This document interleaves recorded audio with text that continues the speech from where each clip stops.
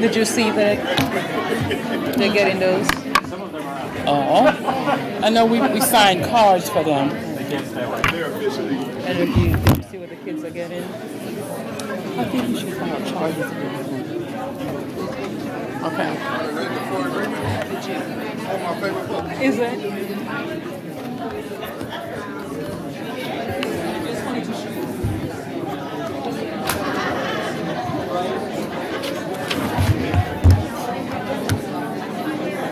Hey, Doc, can I get one? I'll send it to you. All right.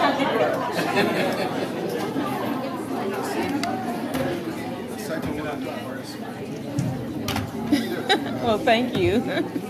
Except it's more than personal. You know what I'm saying? It's documented. But still, it's relevant. You're right. Thank you. Definitely.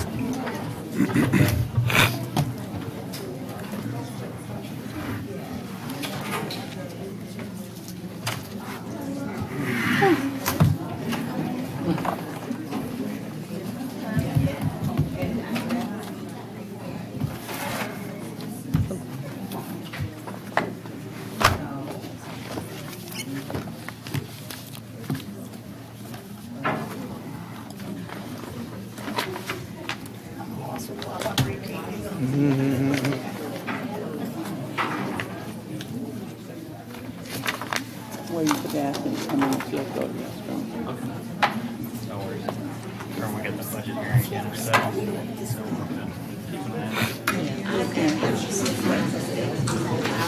Yeah, Mr. Sellers, you'll get it. You get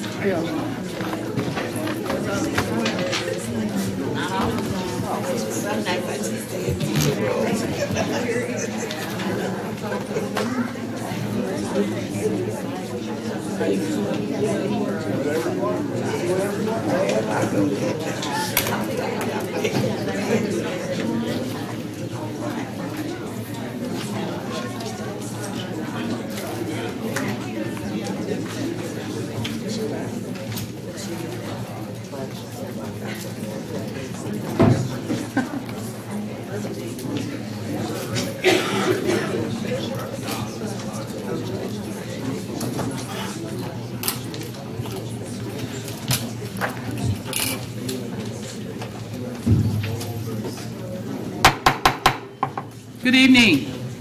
Good evening. Good evening. I would like to call the Peoria Public Schools Board of Education meeting for June 11th, 2018 to order. Would you please call the roll?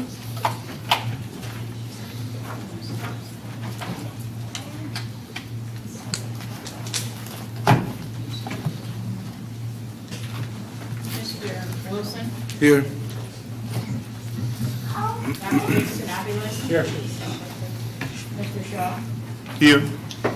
Mrs. Jackson? Here. Mr. Walker? Here. Mr. Ackler? Here. Mrs. Ross? Here. Turn it here. Would you please join me in the Pledge of Allegiance? I pledge allegiance to the flag of the United States of America and to the republic for which it stands, one nation, under God, indivisible, with liberty and justice for all.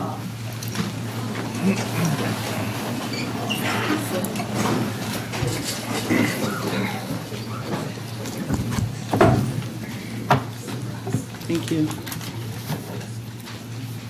Are there any announcements? Mr. Booth. Preschool for all. In January 2018, preschool programs were required by the state of Illinois to compete for continued funding or seek funding for a new program for the 2018-2019 school year. A team consisting of Dr. Sandra Wilson, Carla Eman, Director of Budgeting and Compliance, Valeska Hinton Early Childhood Education Center Principal Katie Cobb, and Valeska Hinton Family Facilitator Brittany Strickland prepared grant proposals for 12 preschool for all classrooms and 5 preschool for all expansion classrooms. The proposals demonstrated the need for preschool programming in the community and the track record of PPS, Peoria Public Schools, professionals to provide high-quality preschool programming. As a result of these efforts, Peoria Public Schools has received $1,751,732 for Preschool for All and $915,000 for Preschool for All expansion. The funds will provide quality early childhood education through 420 students in 17 Preschool for All and Preschool for All expansion classrooms.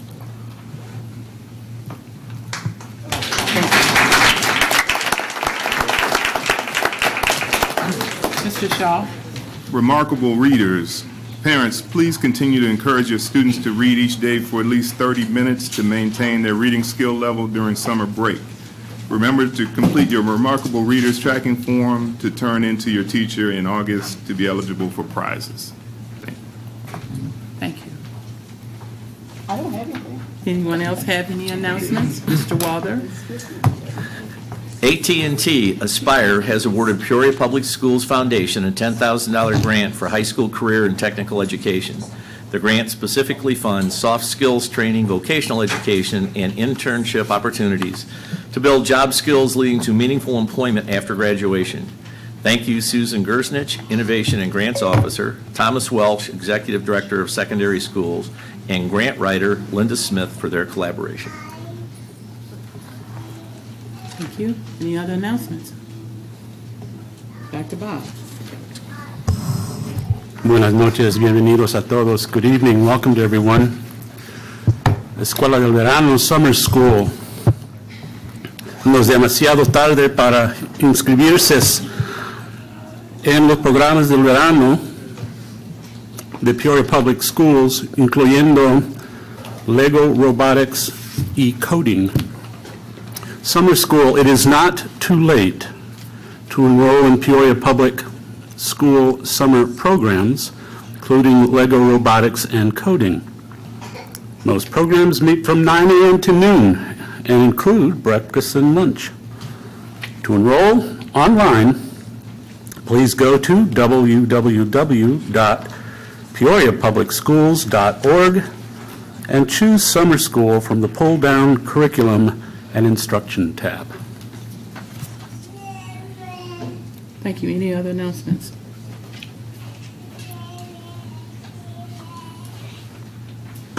Our Community Contribution Award this evening is presented to the Greater Peoria Chess Foundation and the Director, Morel Rhodes. Dr. Bell will come forward and give us details on the contribution of the foundation. All right. Thank you, President Ross, fellow school board members, as well as you, Dr. Karat. It is my honor to bring before you our Community Contribution Award for this evening. The Greater Peoria Chess Foundation is a 501c3 nonprofit organization dedicated to encouraging the playing of chess in our community and school system. For students in Peoria Public Schools, chess helps them develop many life skills which will help them as they navigate the many challenges which lay ahead. Some of those life skills developments include logical thinking, problem solving, goal setting, self-motivation, actions have consequences, hard work is rewarded, mental alertness, memory development, patience, focus, learning to look for patterns, improve schoolwork, and grades. The services provided by Peoria Public Schools to Peoria Public Schools by the Greater Peoria Chess Foundation consist of providing chess sets and boards to all of the students that have an active chess club or chess team. The students in each of these schools meet regularly and compete with other schools. The Greater Peoria Chess Foundation also provides teaching chess computer software. And for all they do for students in Peoria Public Schools, during the upcoming school year, the Greater Peoria Chess Foundation will also provide 50% discounted U.S. chess memberships, which will be a $9 per player monetary fee to those players who attend tournaments And they will also provide free memberships to students who participate in the federal school lunch program. For all the aforesaid, it is my pleasure to ask the Executive Director of the Greater Peoria Chess Foundation, Mr. Merle Rhodes, to come forward and accept the Community Contribution Award and to tell us about his experiences of working with Peoria Public Schools students and chess club sponsors. Mr. Rhodes.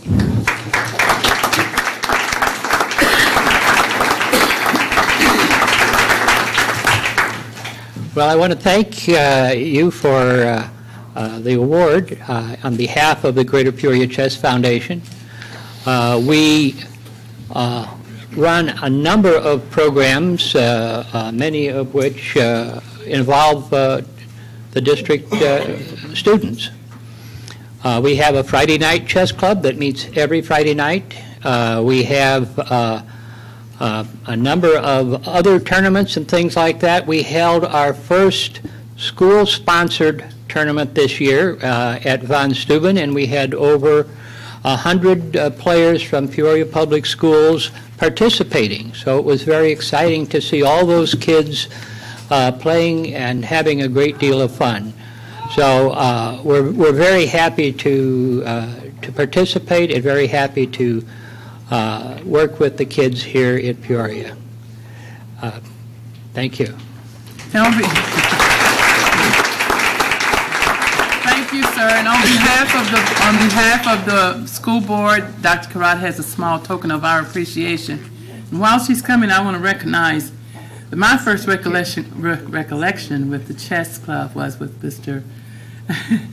Terry Knapp. He's really a good supporter of that.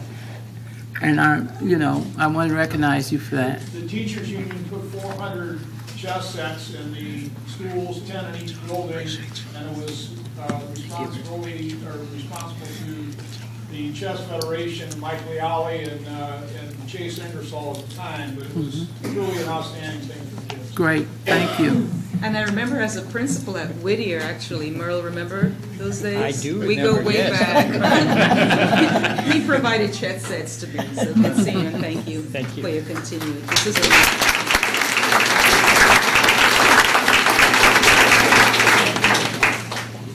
And Dr. Bell will also introduce tonight's Student Spotlight. All right. The Student Showcase AXO will be recognized this evening. Tonight's first Student Showcase recognition goes to the winners of the Academic, Cultural, Technological, Scientific Olympics, that's a mouthful, or AXO, which is a program of the NAACP, Peoria branch, and Delta Sigma Theta Sorority, Peoria Alumni Chapter. AXO is an enrichment program designed to recruit, stimulate, improve, and encourage high academic and cultural achievement among area youth. Students attend bi-monthly sessions to learn life skills and work with professional mentors to complete a competition project. The gold medal winners will travel to the National AXO competition in Austin, Texas next month. The 3 gold medalists and their projects are, and if they're here, please stand and come forward. And I hope I don't mispronounce your names. Samaj Owens, Manual Academy for graphite drawing.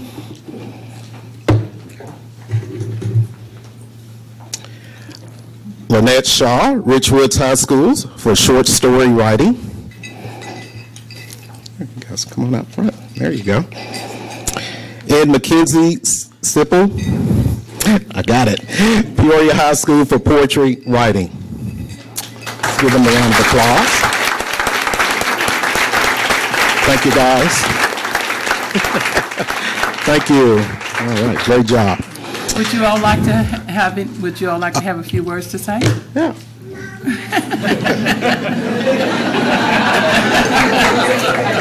Come on, Miss Shaw. Your dad is here. It was a very fun and interesting experience. I think I learned how to organize my thoughts more. People who write understand that your thoughts aren't always organized, and so to have someone who was a professor in the English area to sit down and be like, this is what you need to do in order to not sound crazy, worked out. So This is great. Thank you.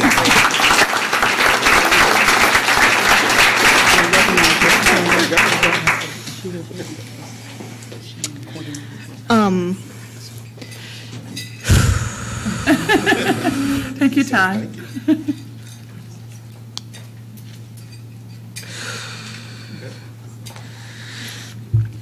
So, I had always been told from a young age that I was going to be going somewhere with my writing, because I remember a particular story my mom told me where in kindergarten I drew a picture of a leprechaun, and the leprechaun was supposed to be running, so I actually drew lines to show that the leprechaun was running, and that apparently that was super impressive, because I guess not a lot of other kids understood how to convey what they were trying to convey, so I guess that was super impressive. And she told me that she still remembers what my teacher said, that I was either going to be a veterinarian, because that's what I really wanted to be at the time, an illustrator, or an author. So when this opportunity presented itself, I realized this could be my chance to be able to hone my writing skills to become the author that I want to be. Thank you. I want to recognize Ms. Turner. Would you like to, Ms. Turner, the coordinator, would you like to have a few words? And Sharon Reed, is Sharon here? Oh, Ms. Reed, you're hiding. Oh, yeah, they're both back here. We didn't see you, so Sharon said Ms. Turner is here. We didn't see him, Ms. Reed. Thank you. Good evening. Good evening. Ms. Turner and I were co-chairs of this AXO opportunity, and as retired educators, we are still dedicated to making a difference in the community, and we're able to do that through Delta Sigma Theta Sorority Incorporated Peoria Alumni Chapter. We are a not-for-profit public service organization, and one of our national partners is the NAACP. And the NAACP has been wanting this to happen for many, many years. I say many, many years, 3, that's a lot. And we were finally able to get it going this year, and we were honored to do so. And we're looking forward to another year of operating and implementing the AXO program. And we're really looking forward to chaperoning these students in San Antonio, right? All right, yes, that sounds great. Yes, so we're looking forward to that. So thank you for your support in helping us to get it off the ground. Thank you all for staying involved in education. Absolutely. Thank you. Absolutely. And I just would like to thank Peoria Public Schools for allowing us access to your buildings so that we could have these fine children and, as McKinney said, try to hone skills that they currently already have. We really appreciate that, and thank you very much for allowing us that opportunity. Thank you. Reverend Hightower, are you out there? Would you like to have anything to say? Very short. I also would just concur with everything that has been said. It was outstanding. We learned a lot over this year, our first time out, so that it will be better next year. And we were really amazed at the quality of work that these students did in order to be prepared to go to the national. Our goal was to have 1 student, but we have 3. So they exceeded our expectations, and we're really happy to be working in collaboration with the Deltas and also with Peoria Public School District. So thank you. Thank you. I would be remiss if I didn't share the other silver medalists as well as bronze medalists as well. The AXO silver medalists were, and I hope I don't mispronounce these names, Amani Johnson, Richwoods High School, Oratory, Sue Also Guerra, I know I butchered that. Peoria High School classical vocal, Tina Schmidt, Peoria High drawing, Ashleia White, Peoria High School contemporary vocal. The AXO bronze medalists were Larea Jackson, Peoria High School contemporary vocal, and McKenna Sealing, Peoria High School drawing. We would also like to thank Peoria High School teachers Scott Woodhull and Simon Webb, and Manual Academy teacher Mr. Tom Siebert for mentoring the students. And of course, definitely want to recognize that the AXO here in Peoria was chaired by Ms. Sharon Reed and co-chaired by Ms. Dolores Turner. Thank you.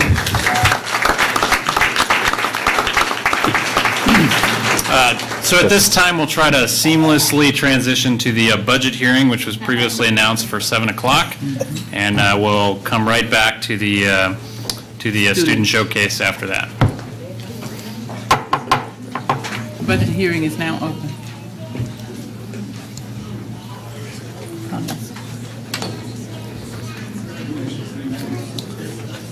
Is there any public comment relating to the budget hearing only? The budget? Okay. I'd like to mention 3 things. Busing. I bring this up every time we talk about the budget. We do too much busing. The Woodruff kids were displaced 10 years ago. Those kids turned into walking students to Woodruff High School, to being bused to Manual and Central. Worst thing that could have ever happened to them, as far as I'm concerned, and was a true trauma for those students. Those students will never be the same. They'll never be caught up with. 4-3 vote of the board. One lady was a first-year board member who knew nothing about it and promised the people that supported her that she would not vote for that. Went ahead and voted for closing Woodruff anyway, so we could give them Quest High School. Not enough kids for 4 high schools, but the busing is the big issue here. Second, lawyers. A little bit later, Ms. Cruz is going to talk to you about the handout she gave you tonight about lawyers and lawyer fees. It's about time we get rid of this firm from out of town.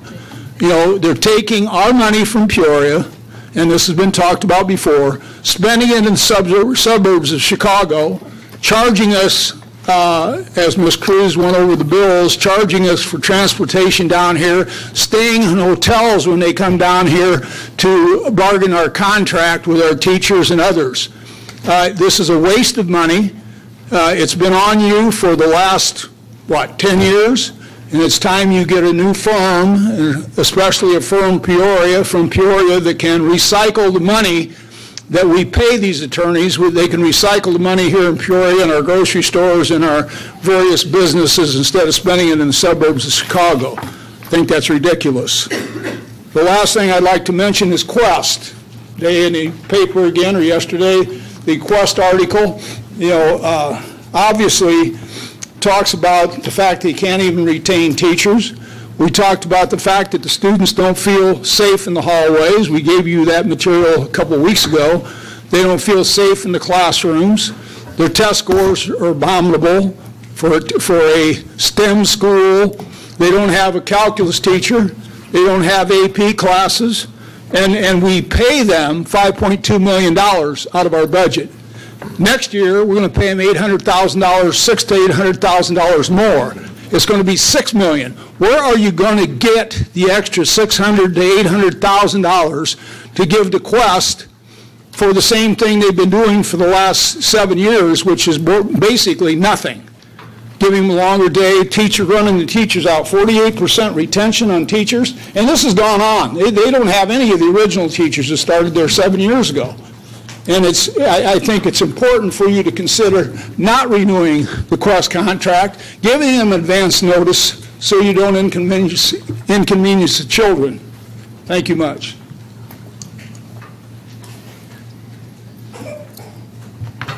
Any other public comment on the budget? I got already goes to Quest. Sir, you want to comment on the budget?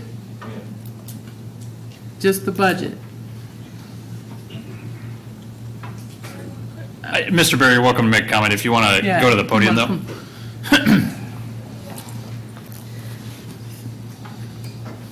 I got a daughter that goes to Quest, and she just tells me how terrible the teachers are. We had a teacher that said it's his last year, so he really doesn't care what he does, how he teaches his class. And she would just get put in another class because they had no teachers, so they'd just sit in the back of the class. So I just want everybody aware of how bad that school is. Any other comments on the budget? Seeing none? Budget hearing is closed. And Dr. Bell, you can resume. All right. The student showcase, the second student showcase is Bueller Buddies. This evening's second student showcase recognition goes to Mrs. Jane Billenberg's first grade class at Thomas Jefferson School, who participated in the Bueller Buddies program. Through Bueller Buddies, the students walk down the block once each month to visit residents of Bueller home and share a game, craft, snack, and story time. The Peoria Public Schools Foundation has awarded Ms. Billenberg grants for the past 2 years to fund Bueller Buddies. Interacting with and developing an emotional connection to the elderly residents of the assisted living facility helps the students develop compassion and an awareness of the perspective of another generation. Mrs. Billenberg, I'm sorry, Billenberg can tell you more about the program and introduce the members of your class who are here in tonight's meeting. Ms. Billenberg. I apologize for mispronouncing your name.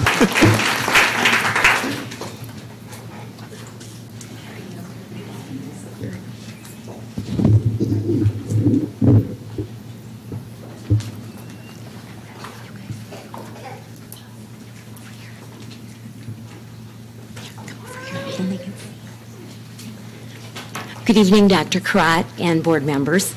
Thank you for the Student Spotlight Award in recognition of the Bueller Buddies program.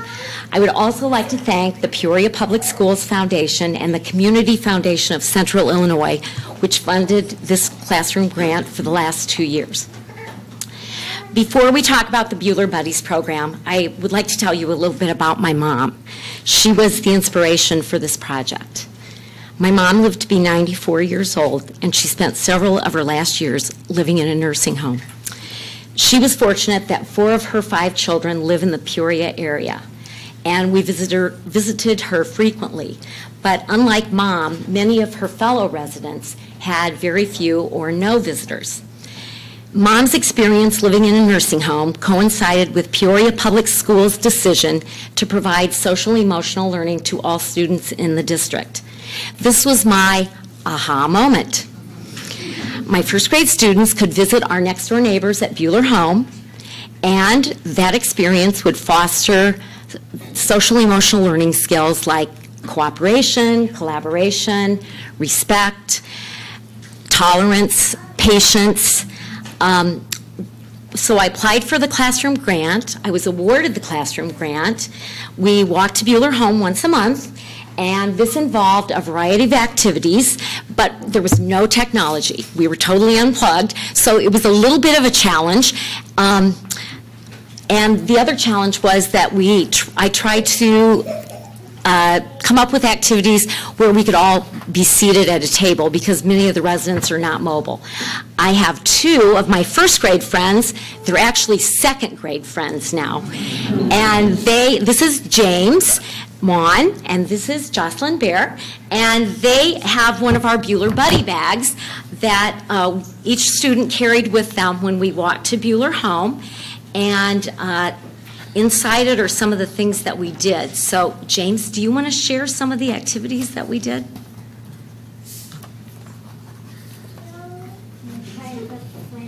Okay, that was a big hit. We played with Play-Doh. And the residents also were involved with this. We made flower pots and planted plants. And what were those bees?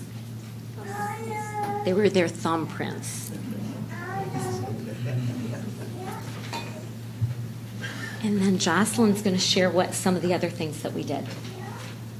We wear this and then we sing some songs. Christmas carols. We did puzzles. Yeah. So we kind of did some real basic things, puzzles, games, reading. We did partner reading. And we got all kinds of positive comments and feedback. The kids enjoyed it. It was so much fun. But there were two things that I think I've learned from this. And one was that social emotional learning can be taught and developed. And by using community resources like Bueller Home, we can actually enhance the acquisition of those competencies.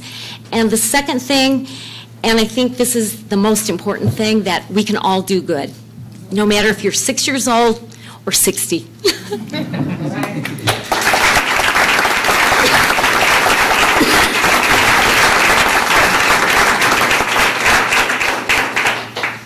Thank you. Don't forget her. She left her bag. Oh, Ms. Billenberg, it's your bag. Oh, my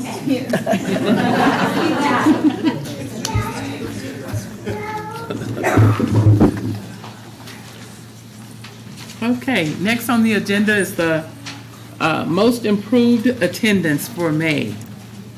Dr. Karat.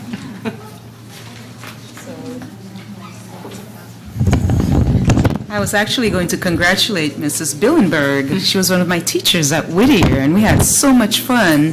So I'm not surprised. Now you're at TJ. Congratulations on her principal, actually, Ms. Berger. Thank you very much. This is beautiful. Hopefully they get to write also. Do they have like pen pals? Do they do that with maybe next year, next time? Third grade does. Awesome, awesome, awesome. Okay, let's see. I know we have. Do we have the names on there? Yeah, the other kids that were in there. The buddies. Which buddy? There's two of them represented a bunch of it's okay. Yeah. Our president was wondering about, she said you had a list of names, a number of other kids, but you only brought two with you? Yeah, from her first grade class. Yep. The entire class went. Yep, yep. So we have actually our winners. Can you all, this is amazing, and this is our final celebration for Most Improved. And I see Woodrow Wilson, and I see Peoria High, and I see Richwoods. And Karen, do you have the notes? I don't have them, but I would like the three of you to come. Come on, guys.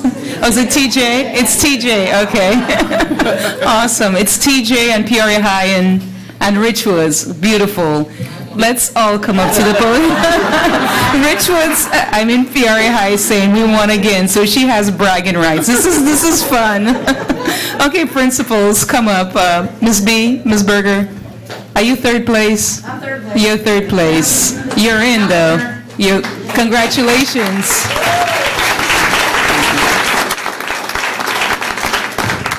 So, and actually, if you can share with the listening audience and actually our public, I looked at the end of the year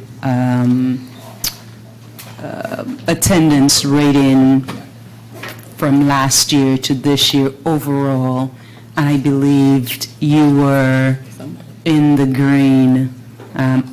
So this is actually we're celebrating for the month of May.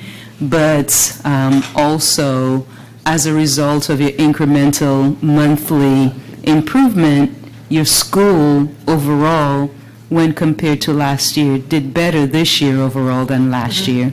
So that's amazing. That's beautiful.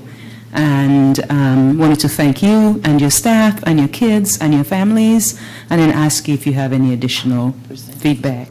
Well, you kind of hit it there. That's where you got to give credit to the staff and the families and the teachers and setting up the programs that they did with the buddy system where kids are checking in on kids, holding people accountable, and just making them welcome each day. So just teaching them the importance of being here every day and on time. Yeah, thank you. So listen, you went from 91.8% last year to 92.6% this year. So this is a nice accomplishment. Thank you. And our second place, Richwoods came in second with most improved attendance. And the attendance is very, very important because if the kids aren't there then, and I'll tell you, I'm really proud of our district and our principals. I mean, we go above and beyond. A lot of school districts, they just, you know, it's okay, kids show up. But for us, we have to go above and beyond and do a variety of things. So Richwoods have gotten Richwoods School, they have been in the running time and time and time again. And you've seen a 2.42%. So last year, your attendance overall for the year was 90.8%, and this year it is 93.22%. That's significant because our goal was about 2%. So, Mr. Elliott, coming down, please. Kudos to you, your staff, your kids, and tell us some highlights around this initiative. Yeah, and on top of that, our overall for the entire year is 93.7, so even higher for the whole year. But the staff, students, parents have all bought in, and we just pushed. Every week we'd call them and remind them the importance of our ultimate goal is 95%, but if you set the bar high, then they'll rise up to that challenge.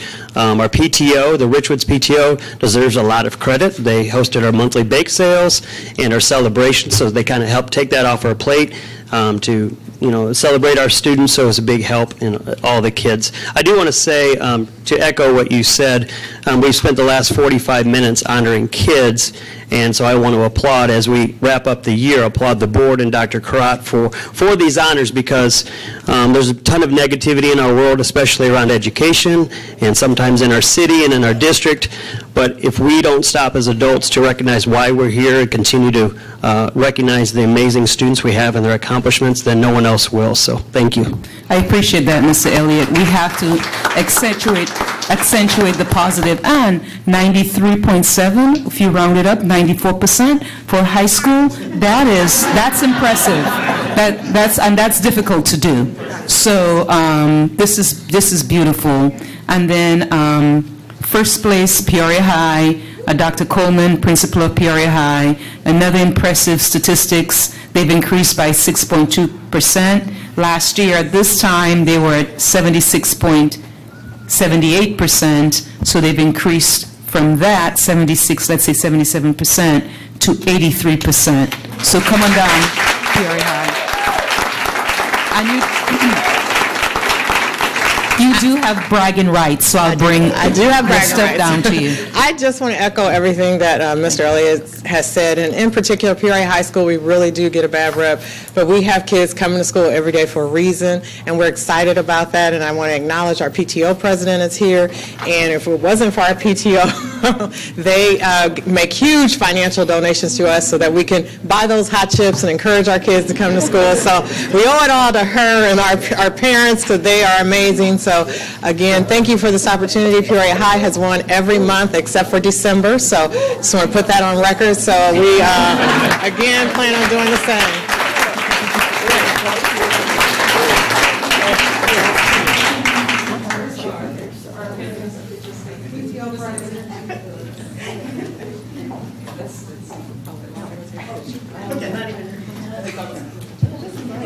Let's cover that up.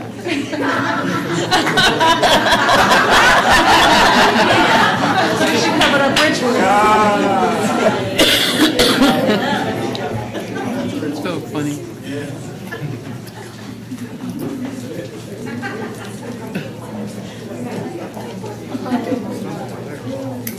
You did. You need a hot towel. Put in a Ziploc bag. A massage. Okay. Oh, you're back. To the hearing. Okay, we have another award. Oh, yeah. Julie. Okay. Dr. Wilson will present it. Dr. Wilson, ISBE Fusion Grant Recipient Award.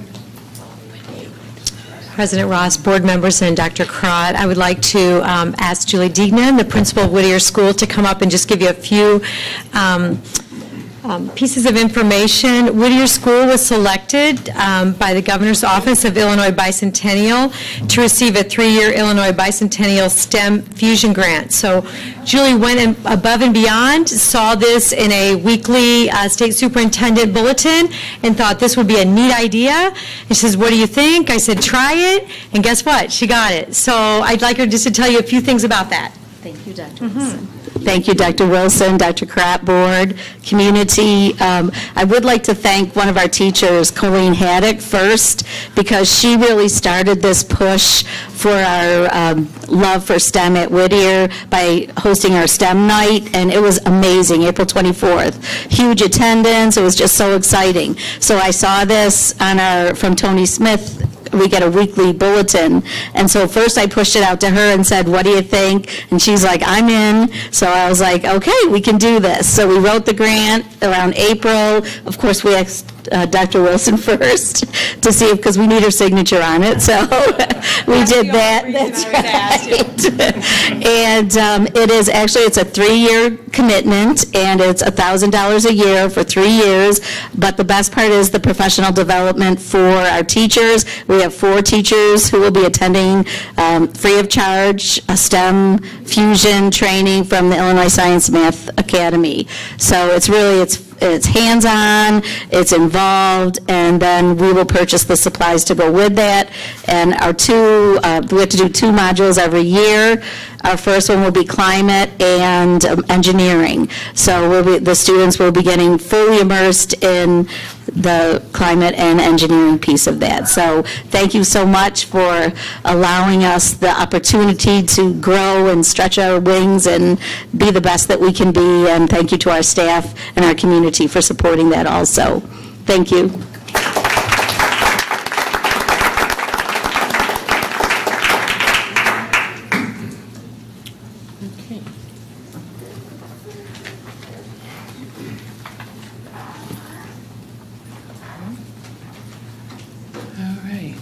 District presentations.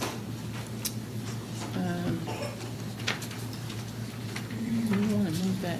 Okay, we have district presentations next. Building assets, reducing risk. It's our first presentation. Better known as BAR.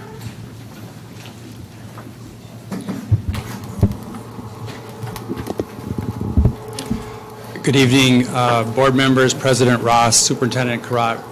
I'm going to introduce myself, and then my partner Hannah will introduce herself, and then we'll tell you a little bit about BAR, which is a school improvement model that really is good for everybody. It's good for students, it's good for teachers, and it's good for administrators, and it's good for board members. So we're happy to be here tonight to tell you a little bit more about BAR.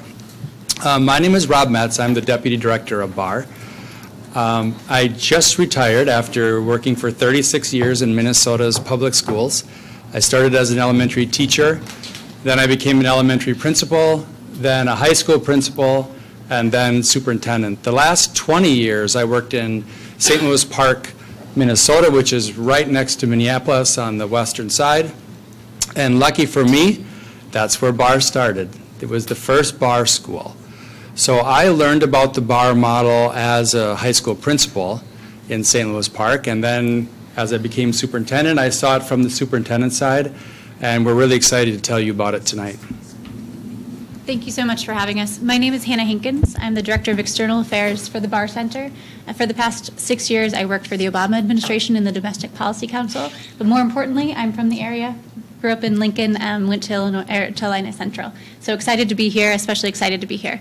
We're going to start off with a little bit of a quick video. After this, we're going to turn to a little bit of context, and then we hope to take some of your questions. So this will give you an overview of the story from St. Louis Park, but also how the model works and some of the research we've done behind it. what is BAR? That's usually the first part of it is, okay, you're doing some pretty amazing things, we're seeing some really amazing results, and it usually comes out of some data point. Higher attendance percentages, higher credits earned, fewer discipline referrals, a significant reduction in course failures, and an overall reported of teacher satisfaction. So several teachers in their first year of BAR, closer to the end of their career, said that this is the reason why they got into teaching. One of the ways it's helping us close the opportunity gap is in our graduation rates, and that has a lot to do with that connection and that feeling of support. I've never been to a school district that didn't talk about like supporting the whole child, right? We're going to support the whole child, but what does that look like? I believe BAR plays a tremendous role in helping students feel welcome, supported, which then allows them to persist. You can see a complete change and it affects the entire campus. It also has helped to change how teachers respond to student behavior. Does it change the way that I'm looking at the kids? Absolutely. I see more chances to do something with my observations. It's just not a program to, bring numbers up, but it's built in a positive aspect to the school experience.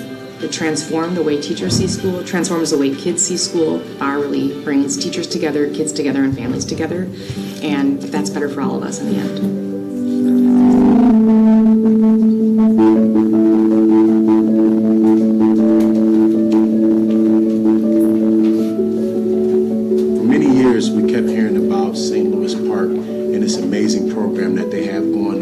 Graduating students at a much higher rate. Students are coming and they're earning more credits. Like, what are they doing? In St. Louis Park in 1998, I was the 9th grade counselor, and half the students failed. It was the 5th year in a row. I went to the principal. She was not in good shape. I mean, I think she was better to quit. He provided a much broader frame. In fact, this was a national phenomenon that about half the 9th graders are failing courses, and really challenged me to come up with a new model. And under Angie's leadership, we started working with 9th grade teachers, trying to address programming needs that the teachers thought would help support kids who were struggling. I think when Angie started to kind of reveal to the rest of the school how extensive our failure rates were, I think most people realized, okay, something's got to change. So that was the beginning of BAR. BAR is building assets, reducing risks. So the elevator pitch of BAR is if you focus on positive, intentional relationships, and those relationships are staff to student, staff to staff, and student to student, at the same time really being attentive to data. And so data is not just what's attendance or grades or discipline, but it really is kind of who is the student. We know that students and adults will be more successful. It really changed the climate in the school. Everybody felt it. In 2010, we received our first research grant from the U.S. Department of Education, investing in innovation funds. What that enabled us to do is to really test the model. After the second round of studies, we had 66 schools, and every single school showed dramatic changes in the first year, and I knew it was for real. We have the unique privilege of being able to say that BAR has worked in every school that we've implemented it in. There's 8 strategies, there's 8 components, and we can speak to each of those.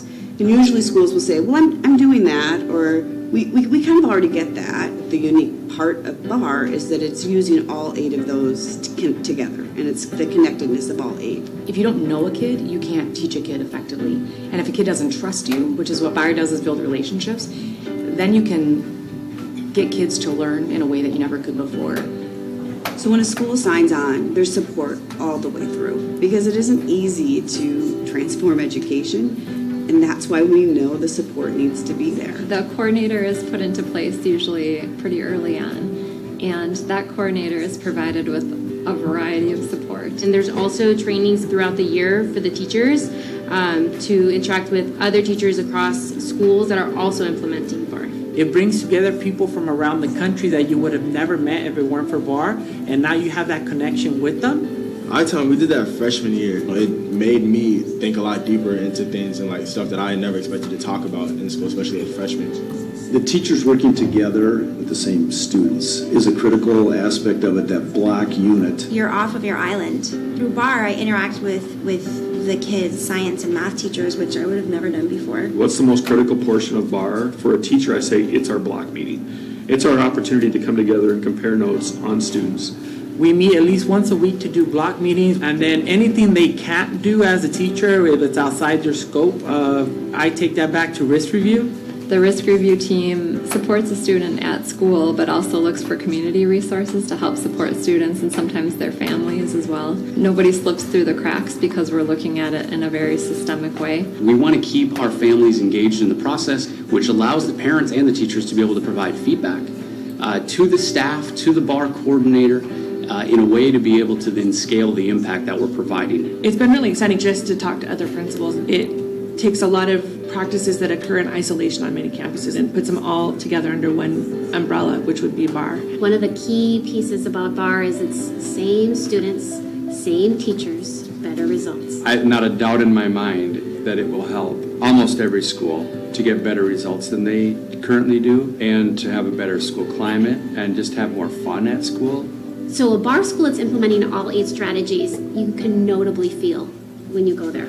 I think it comes down to like not a certain thing that they do, but like knowing that like you're a person as well. So I'm just trying to get to know you better. So BAR to me is the program that is like there for you. Like they're watching if you need help. Like say if you're falling, they'll help to try to catch you. The understanding that gave me is to help like meet the people and like get to know people around me more. With the teachers, I know it's easier to bring up things with them. Not only like has it helped me be organized and things like that, but it has also like given me like an extra push. Or with people, socially, friends, it's easier to make friends, which is always great. It's for every school, you know, so if you're doing well academically, BAR still supports the work that you're doing around building school culture, building school climate, supporting student success overall, even outside of the classroom as well. It's really about building a strong school community.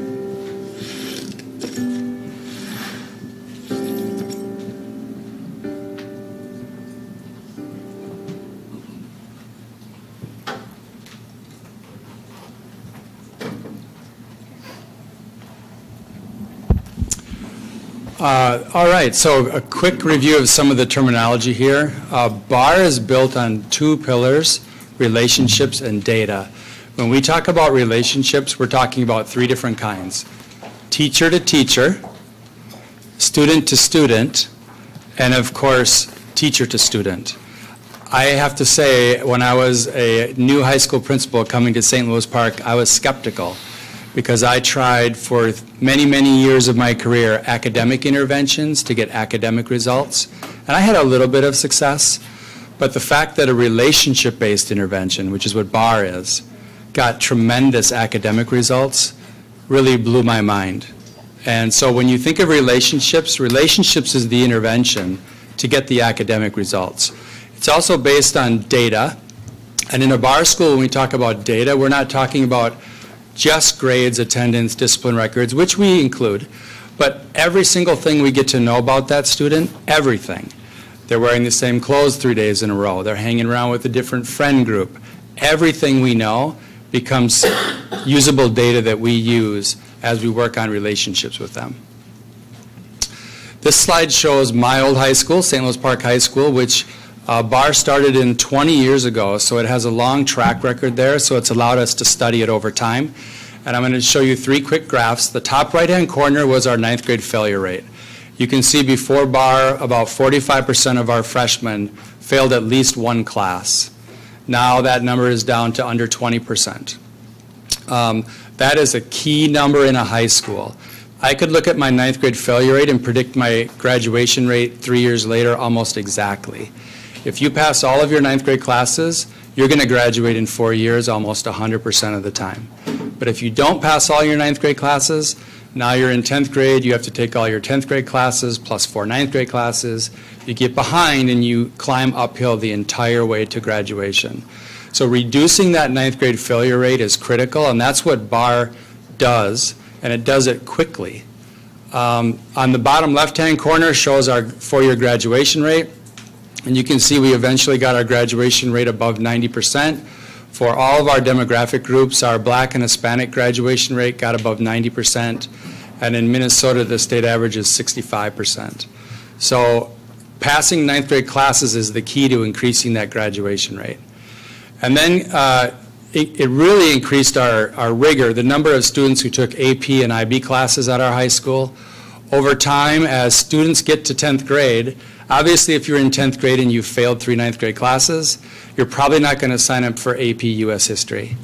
But if you passed all your 9th grade classes, you walk into 10th grade with much more confidence, you know every single student, you know every single teacher because of BAR, the chances of you taking an advanced class go way up, and BAR teachers get to know their students so well that they can recruit students into advanced classes at a much higher rate.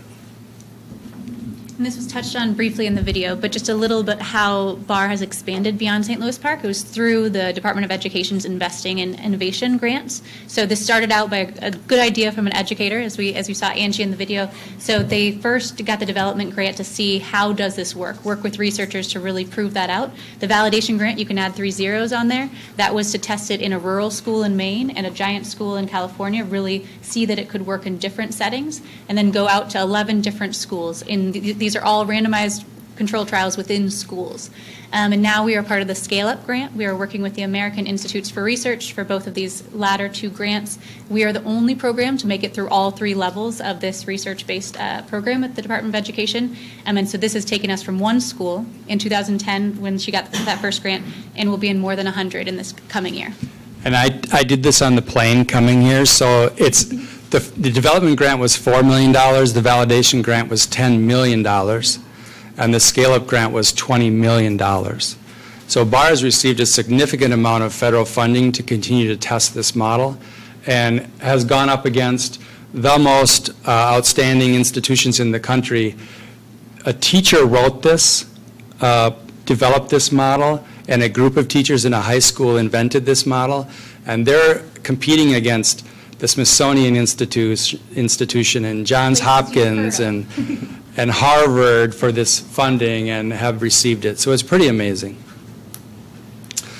The validation grant was the second of those grants, and we want to show you some of the data that came from that because it's just coming to bear right now. It was a 5-year study. The evaluator was AIR, the American Institute for Research. So this is an outside independent evaluation of whether this model works and how it works. You can see in the top that there were 11 schools that participated in this study. They all did randomized control trials, which means that literally all of our research was done in 9th grade, by the way. So half of the 9th graders in these schools did BAR, half did it the old way, and AIR did the evaluation to see which side did better. All in all, 11 schools. You can see over 4,000 students. There were 1,700 in the BAR side. There were 2,300 in the control side. 75% were students of color. 79% were eligible for free reduced lunch. You can see the numbers there. So we were trying to show if the BAR side did better, and in this kind of a study, when you're talking about over 4,000 students in 11 schools all over the country, an effect size of 0.1 is kind of a big deal. And the folks at AIR were very skeptical. They were saying, first of all, you can't even do a randomized control trial in a high school, which we did. And they were very skeptical we would get any results. We highlighted the results on the right-hand side. The passing of courses, which is what BAR is very effective at, a 0.32 effect size. You can see it was more effective for boys than girls. That doesn't surprise us because boys tend to have not as good of relationships in school, and this is a relationship-based intervention, so that when you work on those relationships, that's the group of students that tend to do better. So a big effect size with boys, with students of color, and with students in free reduced lunch. We also test other outcomes besides academic outcomes. You can see on the left-hand side, these are student outcomes. They're reporting more supportive relationships, higher rigor and expectations, and better engagement in school. And then very importantly on the right-hand side, these are teacher surveys that AIR completed in BAR schools and comparing BAR side to the control side.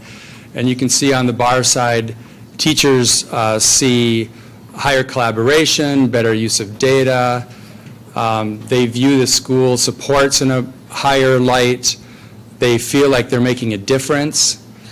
They perceive students more positively. So lots of good things happen. And these are all results from AIR in the validation study. And for those of us not familiar with p-values, the researchers didn't think we could make one statistically significant impact, and we made 19 at this point. So they've been very excited about this. It's been a great partnership to do this research and be able to see the impact so clearly. Just going across these, this is kind of our good housekeeping seals of approval. This has been a research project, right? That this has been kind of research at the most rigorous levels, at the most rigorous, in the most rigorous trials. And so we've worked with all these different national organizations to make sure we are up to their standards. So how does this work? And I'm going to do this really in 3 minutes, where we could take 3 days on this. But there are 8 components, and as the video said, many schools say, most schools say, well, we do some of this already. But there's a way it's put together in a bar school that makes it work. And I'm going to hit a few of them that really make a difference. Obviously, we are focusing on the whole student. Every single thing we know about that student, we're going to use to help them do better in school. How do we know so much? Well, look at number 3, I time. This is the only curricular part of BAR. BAR doesn't change anything else the school is doing. It doesn't change the curriculum. It doesn't change the grading system. It doesn't change almost anything in the school.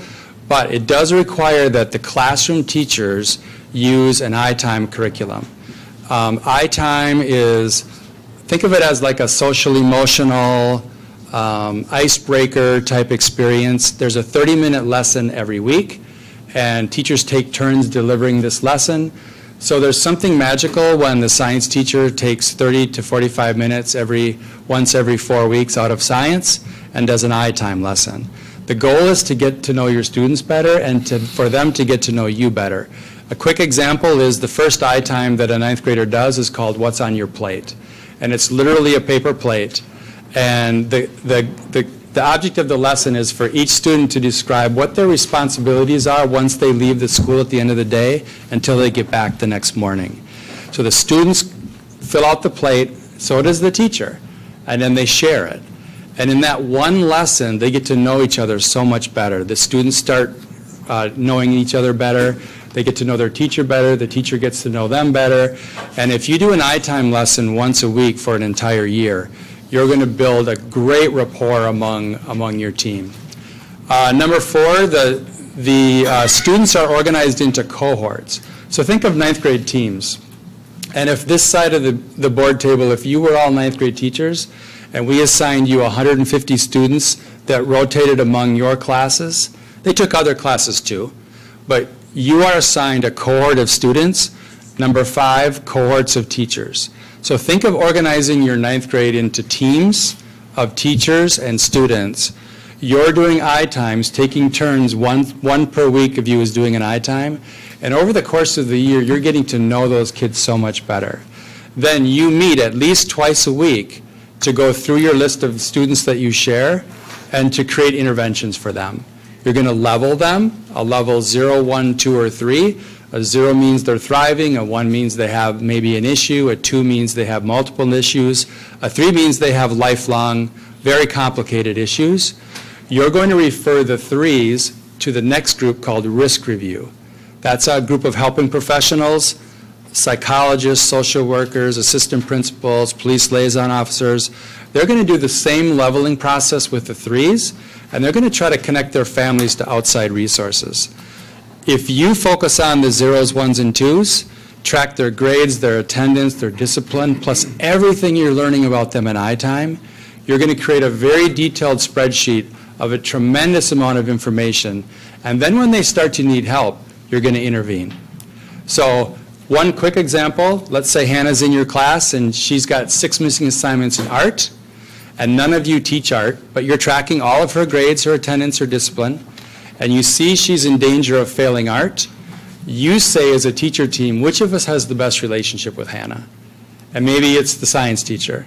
And you say, I'll talk to her. So she walks into science, and the science teacher says, Hannah, what's going on in art? We were meeting and we see you have 6 missing assignments. What are we going to do to get that caught up?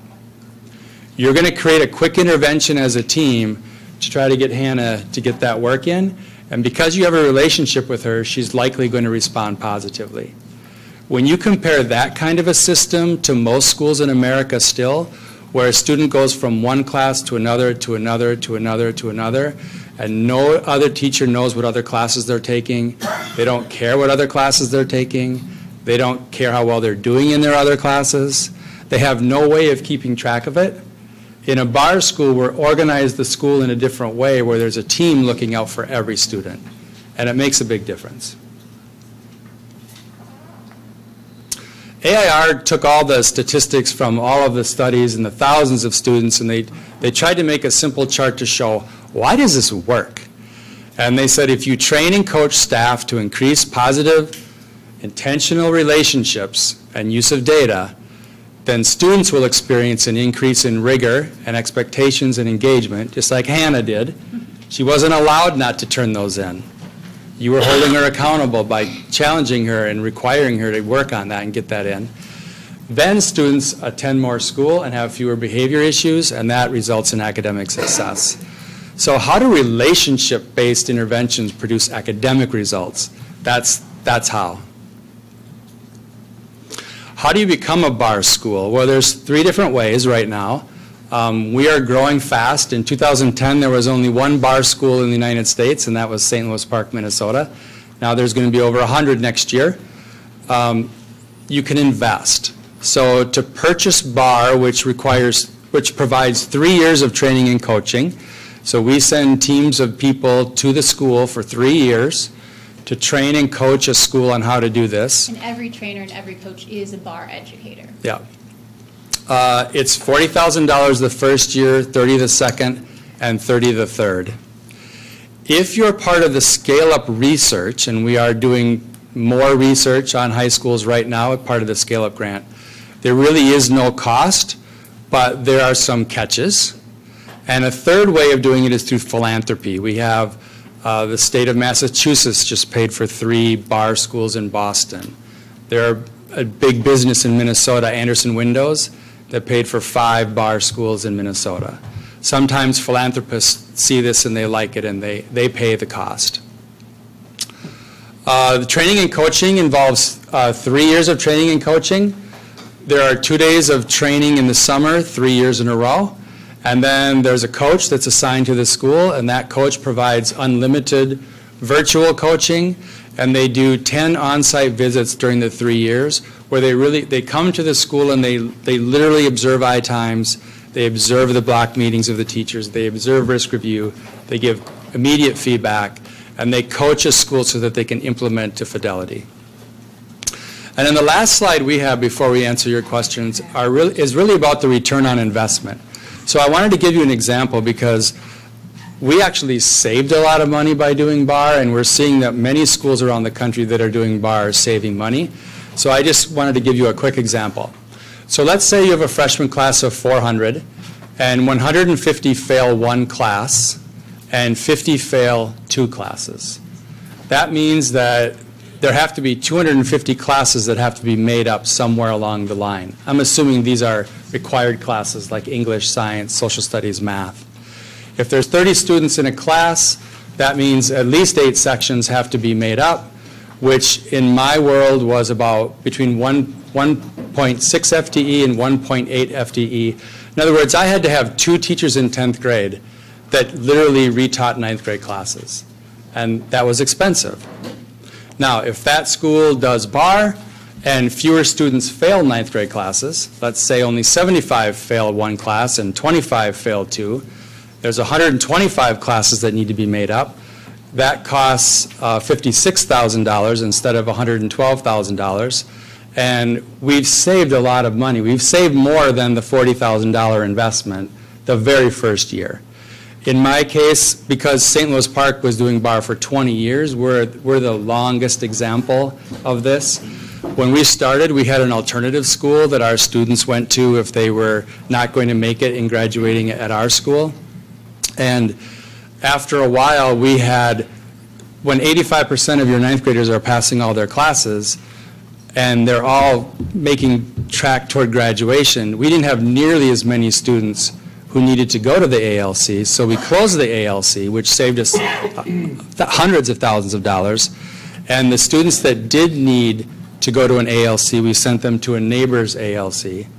And eventually that trickled down to a trickle.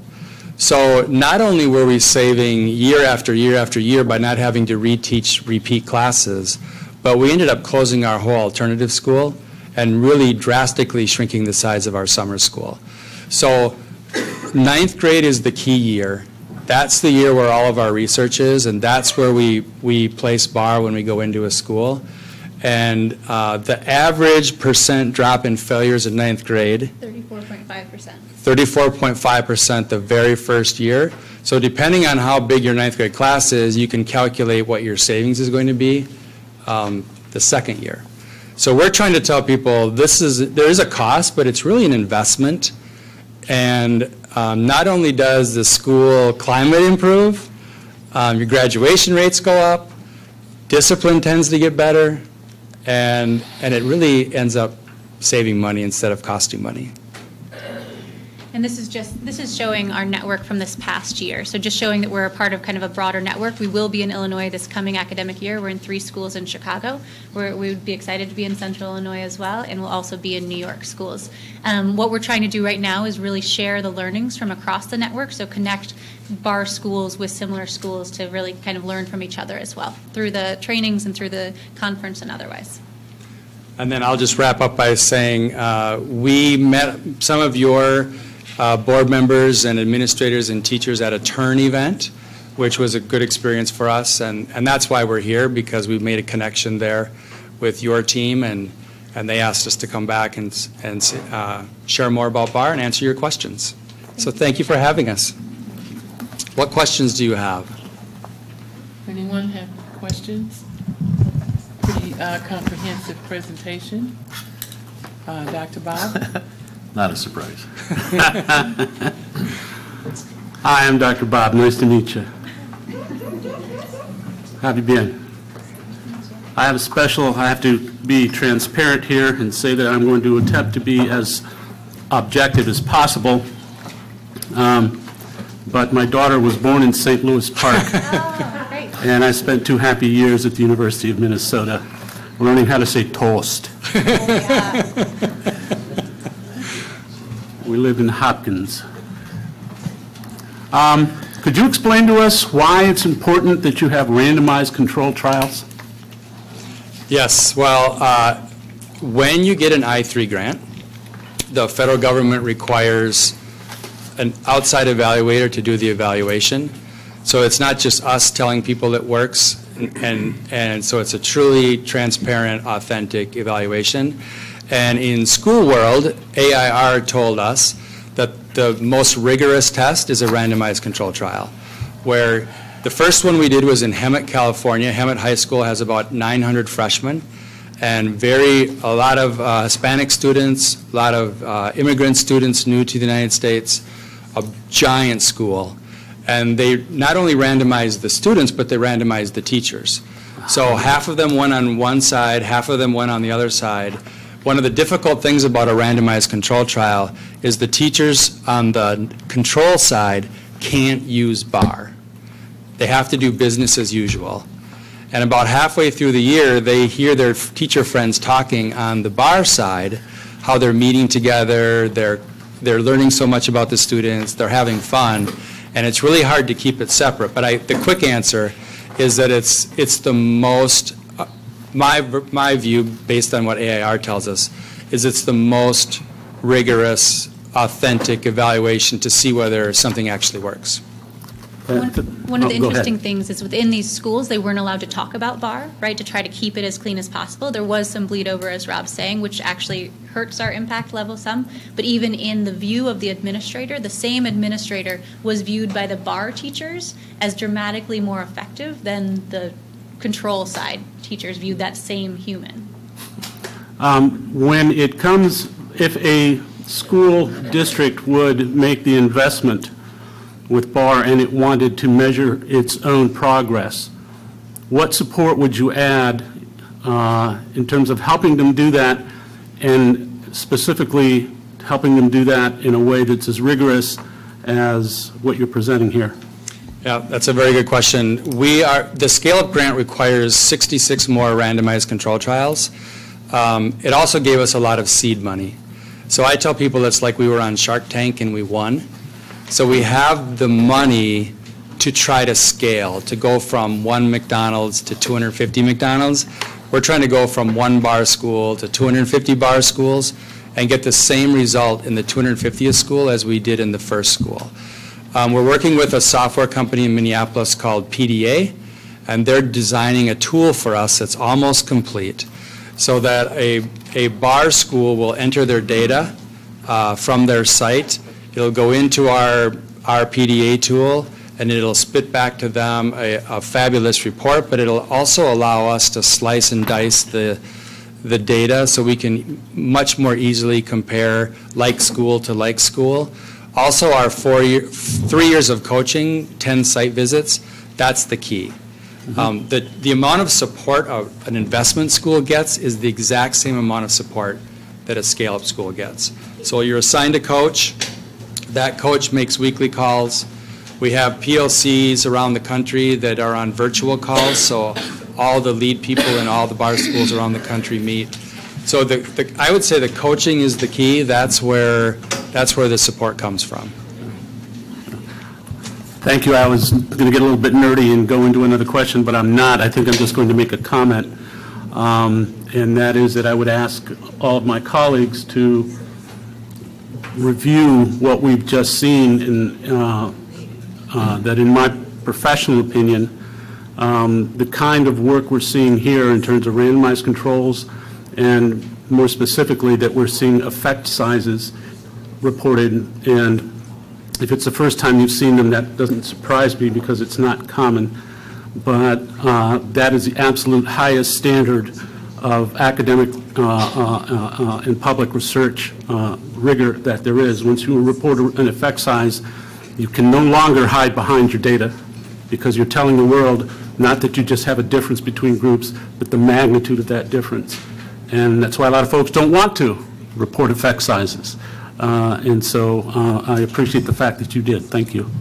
Yeah, the nice thing about BAR is it's a great way to improve results in a school. And our tagline is same teachers, same students, different results. That's important because we don't change the teachers, we don't change the students, we just coach how they work together, and it makes a huge difference. And you know, that's important to us. The talent is there. We're using an old system of how schools used to work many years ago, and it really doesn't work anymore. And this is a new and better way, invented by teachers.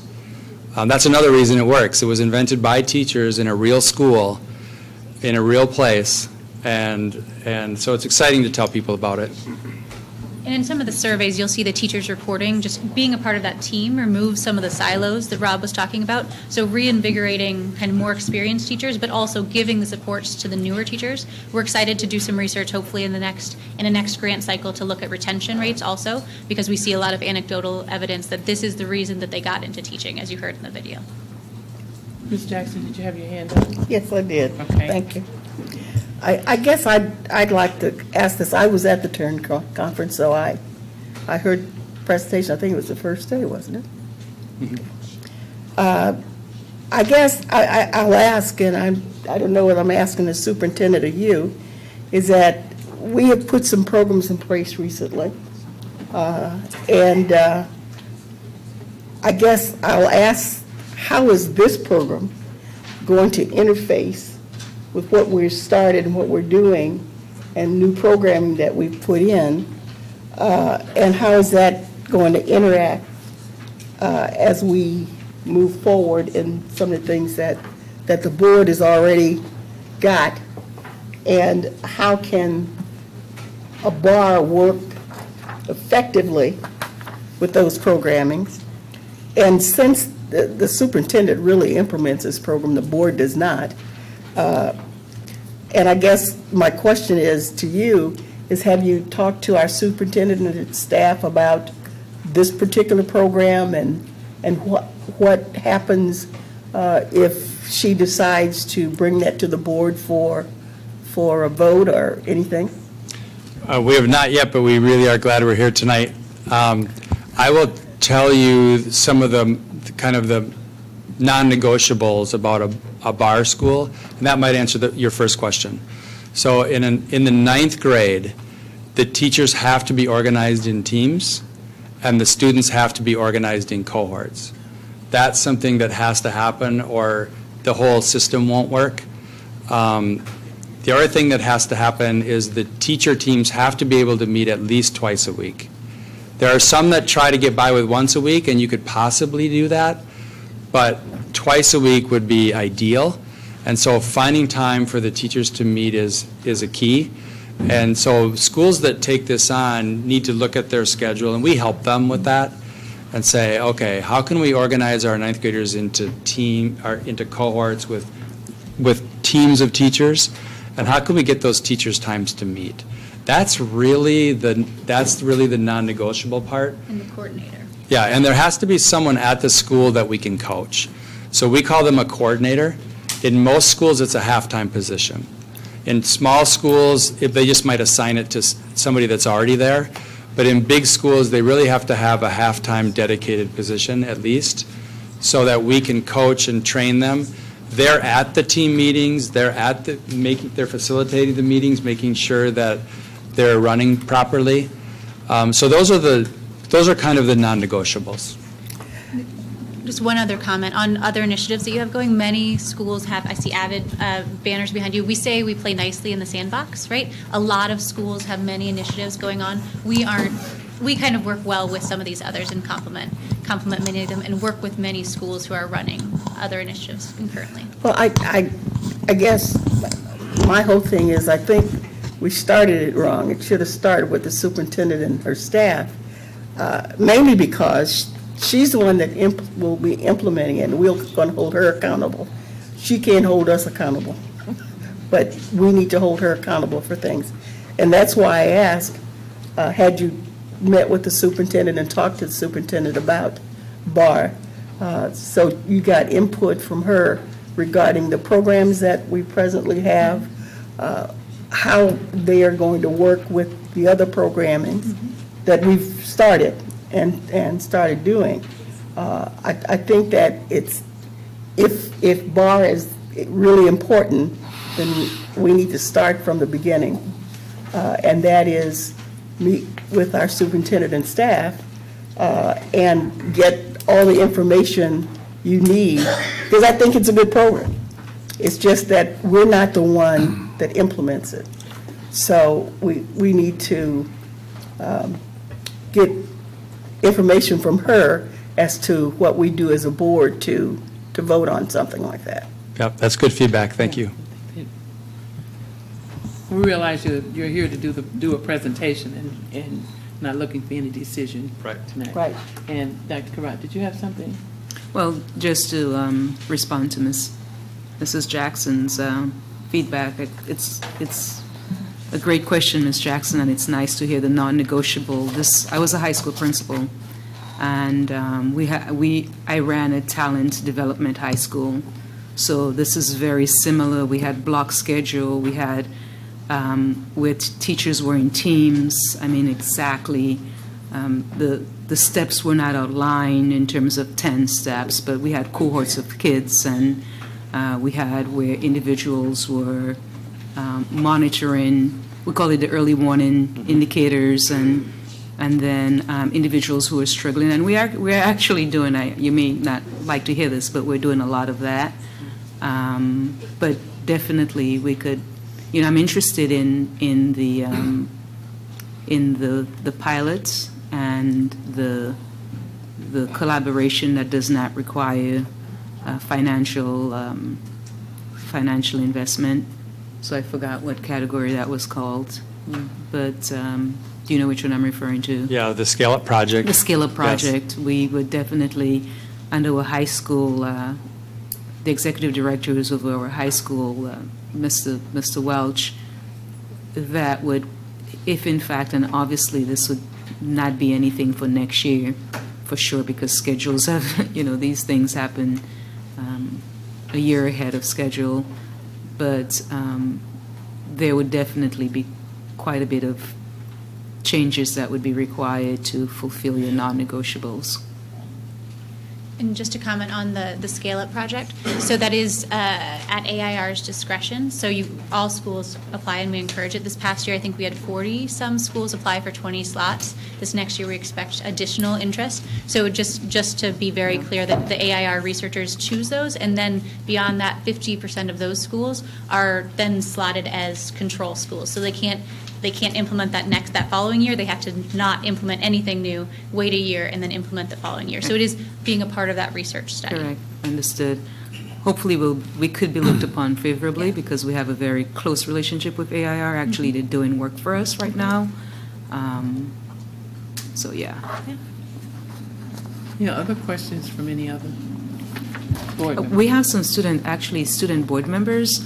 It'd be nice to get some feedback from them. I see Marion, Selena, and Itiana.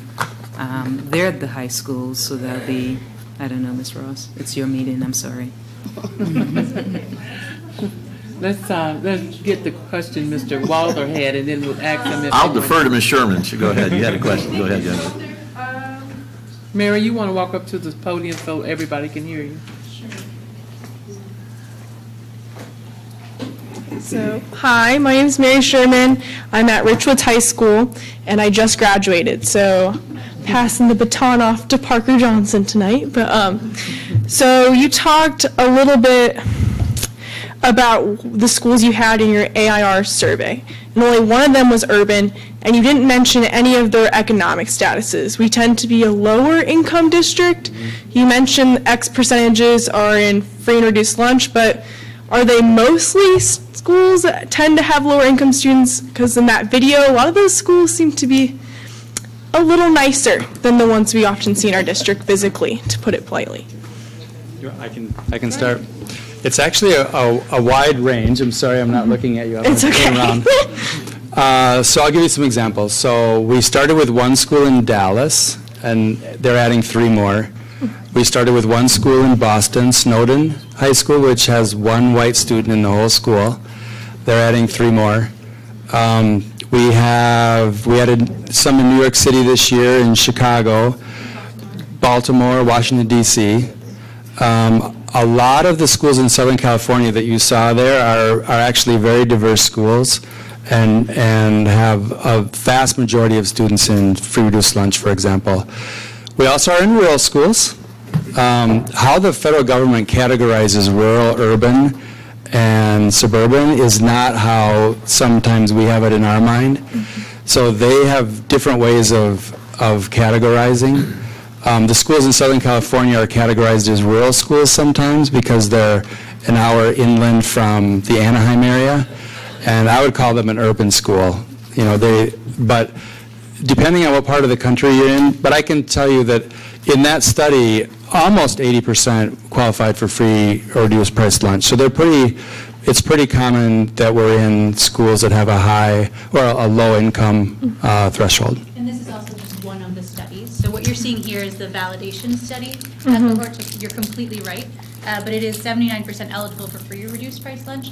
We also had a requirement to be in the bottom 5% of performing schools for our first grants. So we were going into kind of the hardest schools to work with and producing dramatic results. We've also gone into some of the highest performing schools and been able to make changes there. It's been different in every school, firm but flexible. But you know, our schools in Baltimore, it's no joke, right? That this is dealing with, you know, knifings on a weekly basis. Every school has different contexts. In Appalachia, we're paying to keep the lights on for our trainings. There are different issues in each school. Of course, these schools are very diverse and in the ways they serve students. But we've seen great results.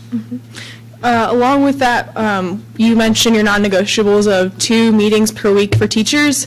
I don't know how familiar you are with Peoria Public Schools, but we just got through a long negotiation process to get 1 professional learning community development a week. So to put that into 2 when we have a teacher shortage in this area is, I would say, a pretty large burden on top of $100,000 total for a 3-year program. So would some of that cost go towards paying those teachers for that extra time? How is that cost distributed? Yeah, very good questions. I was in Moreno Valley, California, not too long ago. They've been doing bar for 6 or 7 years, and they've got it to the point where it's now showing up in their teacher contracts and so on and so forth, because they've followed the amount of money they're saving by having so many fewer students fail classes and having to repeat it, that they're putting that money back into paying teachers to meet, for example. So it can be done. That money can be captured and reallocated. Mm-hmm. But initially, that money isn't going towards anything in the schools. That $30,000, $40,000, that's going directly to BARR, correct? Yes, so the cost of providing the training for 3 years is that amount. Mm-hmm. Yes. Are you guys a for-profit institution? We're a nonprofit. Okay. And actually, I know we're going way over time. Yes. But Sorry. BAR started as a teacher idea, and the I-3 process, literally a teacher just submitted BAR to I-3, entered this competition, and got funded. Mm-hmm. And so really it's been just simply a research project since 2010. We just incorporated as a nonprofit in March. Mm-hmm. So we're kind of a little fledgling entrepreneurial group that is becoming a nonprofit slowly after basically just doing research for 8 years. Mm-hmm. And you also have the PDA tool, which is processing the data, right? And the training, the virtual coaching, the PLCs, the iTime curriculum. So incorporated in that. And I would also say that at this point, the model is subsidized by these federal grants, right? Allowing us to invest in the school services directly. Future board member behind me. Well, she is a student board member. She's an outgoing student board member. Okay, that's why. Good questions. For time's sake, I won't have any other questions. So thank you. Thank you. I'll just have one and I'll wrap it up.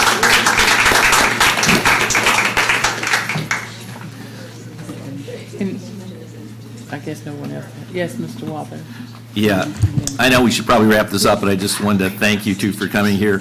I was one of the board members that was at the Turn Conference, and I was so impressed with this group. And I understand Ms. Jackson's concern about having the superintendent talk to, but that was one of the reasons. We didn't have all of our board members there. We have a number of administrators that are here that weren't able to do there, so I wanted you to hear your presentation. And I know you'll be available for comments, if not today, at another time, and I just want to thank you for making the presentation.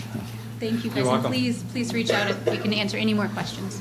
Ms. Ray, did you have your hand up? I just wanted to say I was at Turn when they were there, and several of us in this room were there, and we have plans for debriefing and to make our next steps. Nobody's planning to do this in August or spend all this money without thoroughly investigating how all of our other programs are already meshed together. So great questions, but we don't want to, we want to do it nice and slow and if it's right to us. So I just wear my union hat, sorry. That's okay.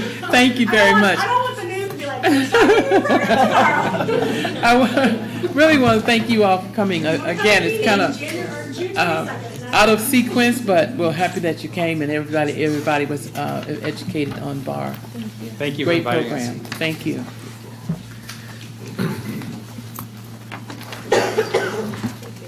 Nobody else have any questions?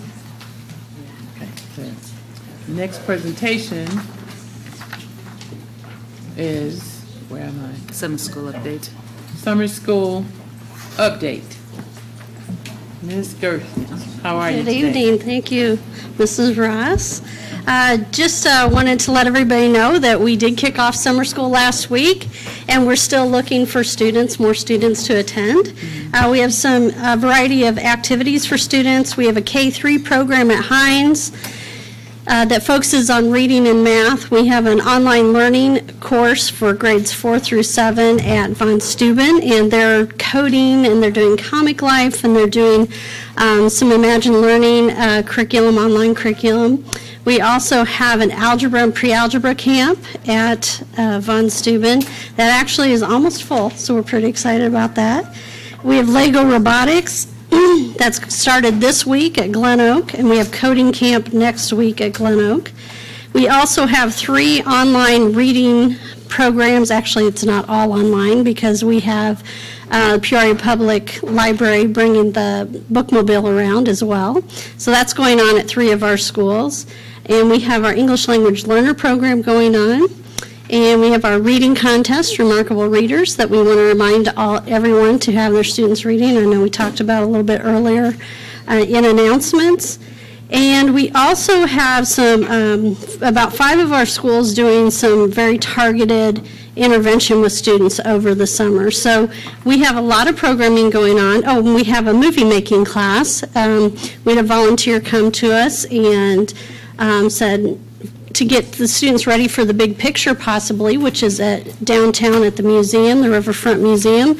So we have high school students learning how to make movies, and so that's going really well. And we also have one of our other programs, a mural making program that we're holding after school at 3 of our sites.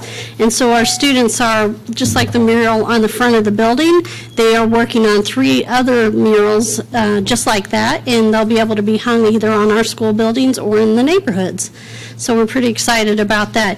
We are still open for seats. We want to fill those seats up. We've been calling and parents on the registration list, but we want everybody to know that we still have openings. And how long does summer school run? Summer school goes till the end of June, and different programs are different days. Some are Monday through Thursday. Our ELL program is Monday through Friday. Our 2 camps are 5 days each, and so it kind of depends on which program you're in. Most run 9 to noon. Great. Any questions on summer school? How many openings? We have a couple hundred we could do across all the programs easily.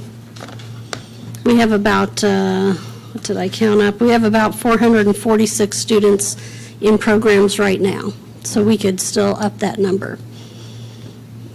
Great. Other questions? Summer school. Thank you, Ms. Kirsch. Thank you. Discipline update.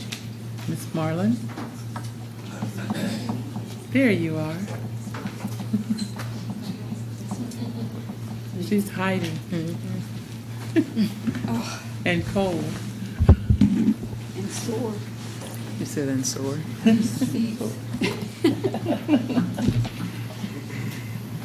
Hello. So I'm going to update. Can everyone hear me? Yes. Sorry, my ears are clogged, so it's like I'm talking really loud. So if you can't hear me, let me know. I'm going to give you an update on discipline for the school year. Okay, I'll just get started. I'll kind of let you know if I go through some of the slides pretty quickly. It's just because I broke it down by school, and I wanted the board to have the information because sometimes you get asked and you need information, but it's not something that we need to address tonight. Right. Okay, so I'm going to, can everyone see that? Is it light enough? I mean, it's fine. Okay. You can pull the mic a little closer to you. There you go. Okay. So as you can see, for the total number of major referrals for the school year, we're down about 10,000 from the year from 2016-17. So we are going in the right direction. So for the next one, the number of major referrals, and it's by school type. So as you can see, I kind of broke it down, and I'll do this throughout the presentation. High school, then we have our K-6, K through 8. They have some kind of a different set of problems than just our true middle schools, which would be our 5 through 8. Then we have our primary schools and alternative schools. And as you can see, every school type have actually lowered their number of major referrals, except we did have an increase in our middle schools. And when we look at the data this way, this is how we know what SEL supports and interventions that we need to put in place for next year, so that we can also try to get the middle schools going in the right direction with lowering those major referrals.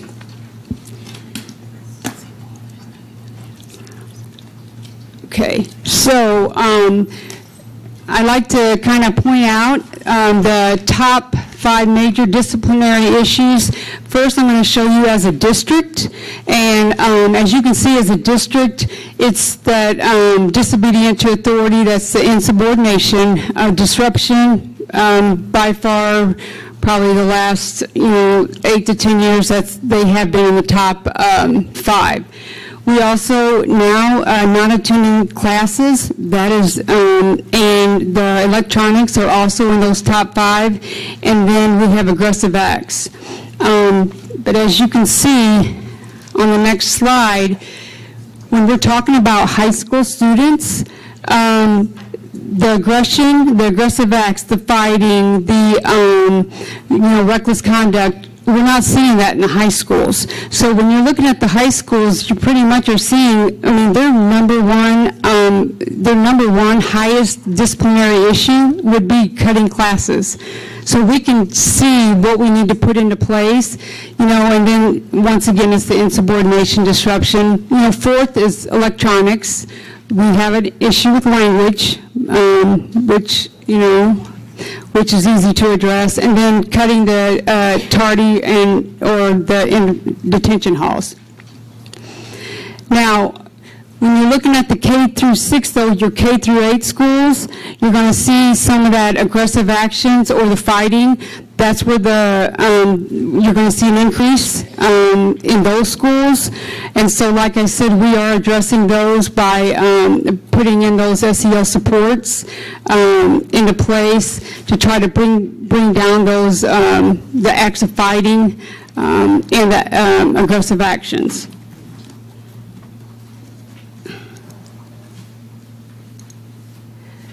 Middle schools, we do see it's pretty much similar to high school, except you do have the aggressive actions showing up in the middle school.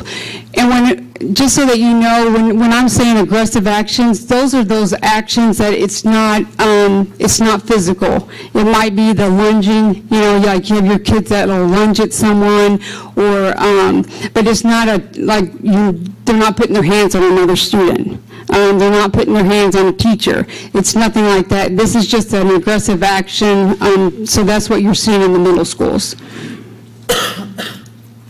Primary schools, the primary schools, we definitely are putting some supports into place because, as you can see, they have aggressive actions, aggression against staff, not battery, but that means that they are putting their hands on staff, fighting.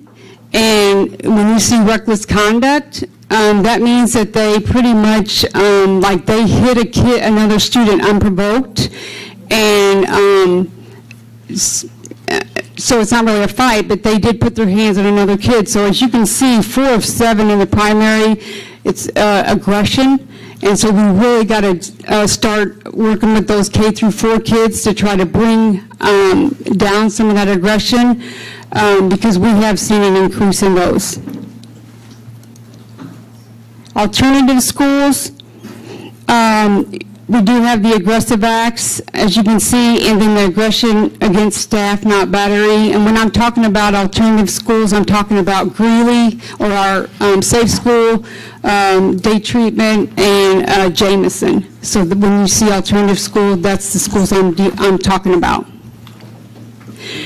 And just to make note, for the primary and alternative schools, as you can see, we have bus violations, and it's in their top 5. So we definitely are going to have to put some expectations into place on how students are supposed to behave on the school bus, and maybe we need to reteach because they definitely have had an increase in the, to put the bus violations in that top 5, we really need to start addressing that. Okay, so for when you're looking at this is sometimes confusing to people, but here's here's kind of how you can read it. So we had 2,100 students, and this is for this school year, we had 2,100 students who were suspended for a total of 4,469 times, resulting in 9,587 and a half days spent in out-of-school suspension. Okay? So just so that you know that all the suspensions that we're talking about, or the days, it all is on 2,100 students in our district. Okay? And I just want to make note is I also broke it down. So I said, how many times were students suspended one time? How many were they 2 times? So the majority of our kids, 1,500, were suspended only 1 and 2 times. When we're talking about those kids who have been suspended 3 all the way up to 10 plus, we're talking, it's around 500 students. Basically, it's about 4% of the students in District 150 are getting 3 or more suspensions. Easy enough, we should be able to address that with our SEL supports, and hopefully we can start bringing those down. I don't want to put everything on the SEL department, but when you look at it as only 4 to 5%, it's a number that it doesn't seem so overwhelming as 2,000 students. The number of out-of-school suspensions by grade, if you look at the trends, K through 6th grade, they have actually gone up. And 7th through 12th grade, we have actually been able to decrease those numbers of the students getting suspended. So what we really need to do is, when we're putting those supports into place, we're going to meet the students where they're at, and start them when they're young or early, in the early grades. So then that way, hopefully, it's going to carry over, and we're going to start and continue to see the decline in 7th through 12th grade.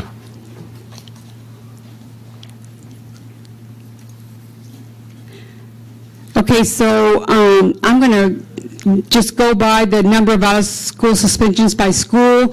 Like I said, as the board, you guys have all this information in case you are asked questions, but it's not something that we need to address. I can tell you, Richwoods, as you can tell, Richwoods, they continue to, their numbers are down.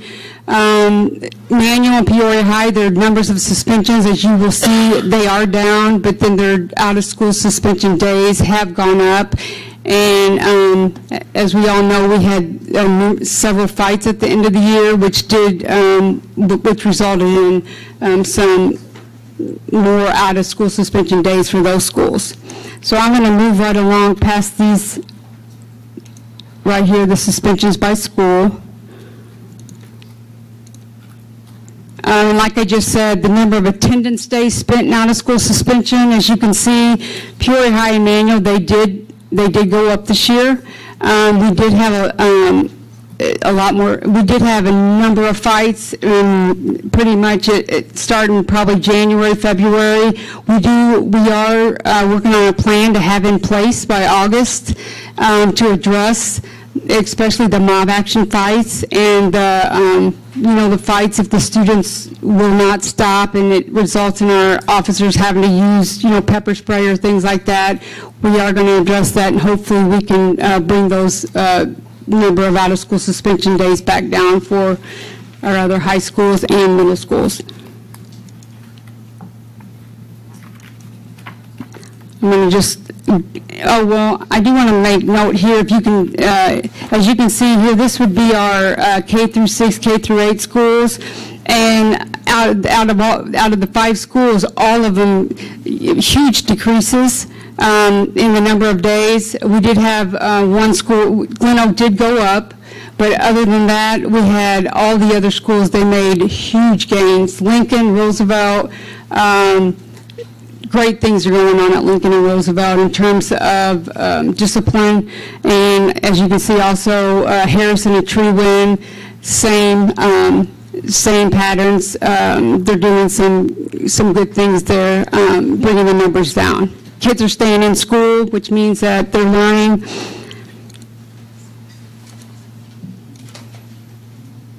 And, okay. So I did want to address the offenses by aggressive actions.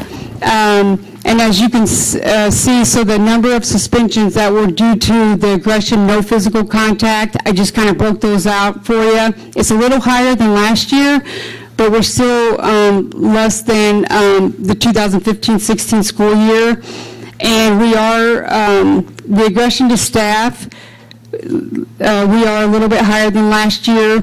But then as you can see like the battery to staff, that has, we're down to almost, last year we had 7, which the battery to staff, that would be when a staff member has to go to iWork due to a student putting their hands on them. The aggression, no retaliation, that would be those incidents of reckless conduct. We have decreased those substantially. And then the fighting, overall fighting, we are down. But like I said, in the high schools at the spring semester, they did go up a little bit. Bullying seems to be, I get calls and questions about the bullying. As you can see here, bullying overall, we have gone down. It's been only about 5 less than last year, but we are, it is coming down. I believe next year, if we do see an increase, it's because with the Crisis Go, our reporting is going to be better. We're going to be consistent across the district, and so we may see incidents go up, but that's only because I think with the reporting that's going to be taking place from starting the school year, it will be more consistent across the board. So for our weapons, weapons overall, we were down. I can tell you, as you can see, knives or the other weapons or lookalikes, which would be our BB guns. We had, several BB guns, and we had knives. Those, for the most part, were not brought with the intention of inflicting harm. A lot of times, like in the primary and middle schools, it was more to just show off. Rarely did they bring it to use it, like to protect themselves. So just so you know, we had an increase, but it was not to be used in a fight or anything or for protection. It was just to kind of look cool for their friends. That would be our drugs or alcohol or tobacco. So we have seen a decrease in the drugs in District 150, alcohol, tobacco. We had the tobacco. We did see an increase, I think, with the what is the vape? We saw more of the vaping or whatever going on, the electronic cigarettes. Mm-hmm. Yeah. So this is our school board action with the student discipline. So overall, our expulsions are down. The expulsion in abeyance, it is up. It's 73, but that's what we want, because the expulsions, when we hold them in abeyance, the kids are at their home school. That's where we want them to be. If they're successful, it gets expunged from their record. It doesn't count against the student, and it doesn't count against the district. So we would rather the expulsion held in abeyance be up and the other areas be down. So we're around 45 expulsions this year, and I think we were like 50-something last year, and then 2015-16 year we were over 130. So we definitely have seen a huge increase from the 2015, or huge decrease from the 2015-16 school year. I did break this down for the board so that you guys could see the expulsions held in abeyance by school, and see, where we were seeing the most, for the most part, Peoria High, it would be for those drug offenses, and Richwoods, For the younger, like for most of the middle schools, manual, we have a lot of students on abeyance that we did use the abeyance for the discipline, more like the disruption or the insubordination. So we did use that at the middle school, in the primary, to try to get the kids to stay at their home school, but kind of just to see if we could keep them on track.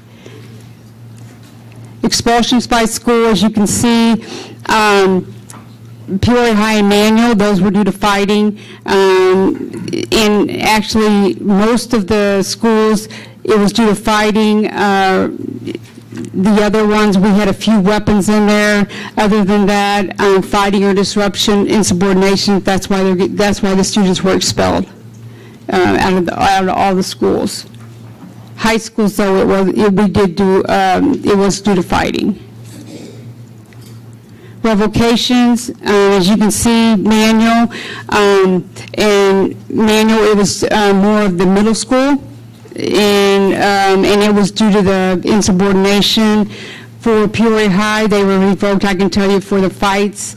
The other schools, it was due to just being insubordinate. And then we did have 8 students who we did revoke their board probation this year, which it is down from previous years. And those students, we will be placing them for the 2018-19 school year. And pretty much those were all for just being a major disruption, even in the safe school.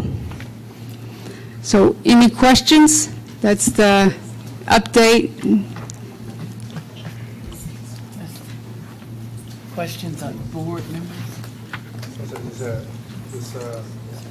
Some quick comments that there is current plans to reduce that bullying number there, as well as the increase in aggressive behavior inside the primary schools. Yes. And plans in place to reduce the look-alike weapons, which have been on the rise. Like the BB guns and... Correct. Yes. So there's current plans getting put into place, or? Well, the Crisis Go, that's going to address the bullying. I mean, we will be consistent across the board. The BB guns, once the students have brought a weapon, any student, then they will, like when they have the abeyance contract, a part of that is being searched, and they put themselves in that category, but they're going to be searched every day, either by an officer. If there's no officer, it's by the principal or assistant principal.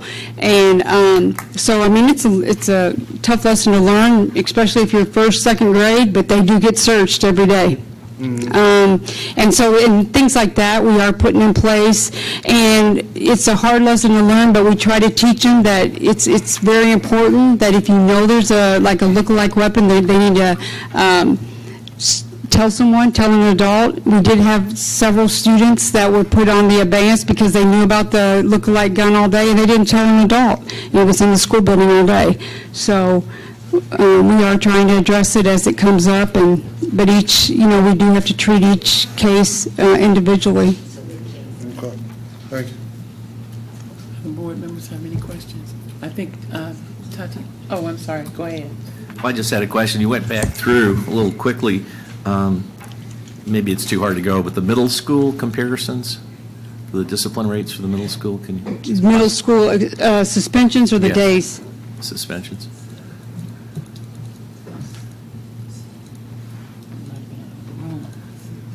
Okay.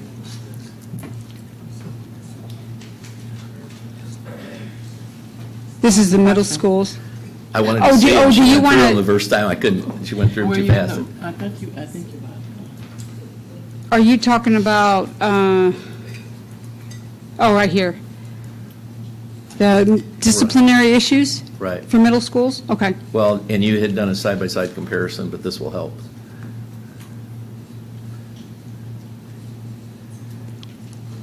How many students are we talking about, so we can get some perspective on for the middle schools? One second, I can tell you that. So we're talking about 7 schools.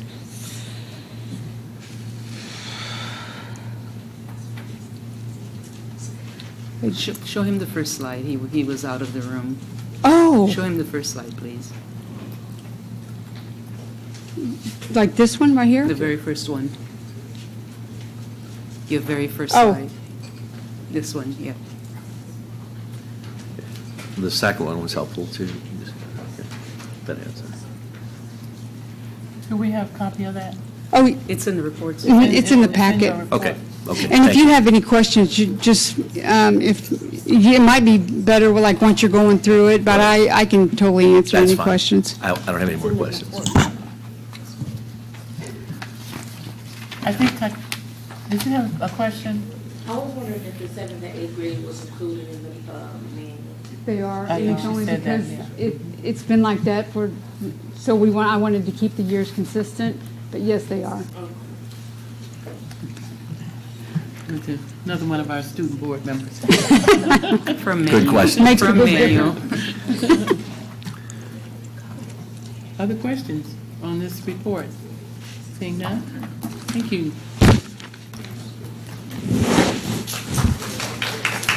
All right. Okay.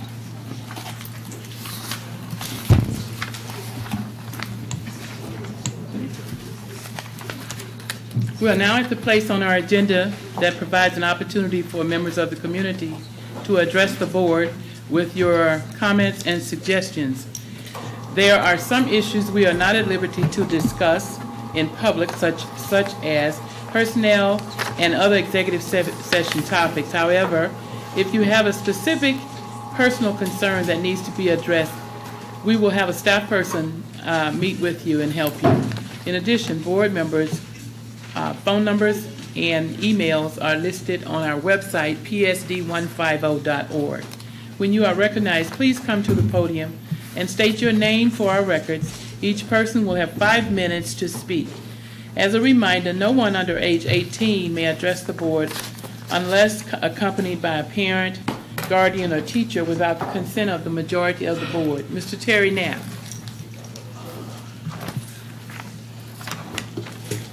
Yes, I draw your attention to the sheet that I had passed out to you concerning John 7:53 through 8:11.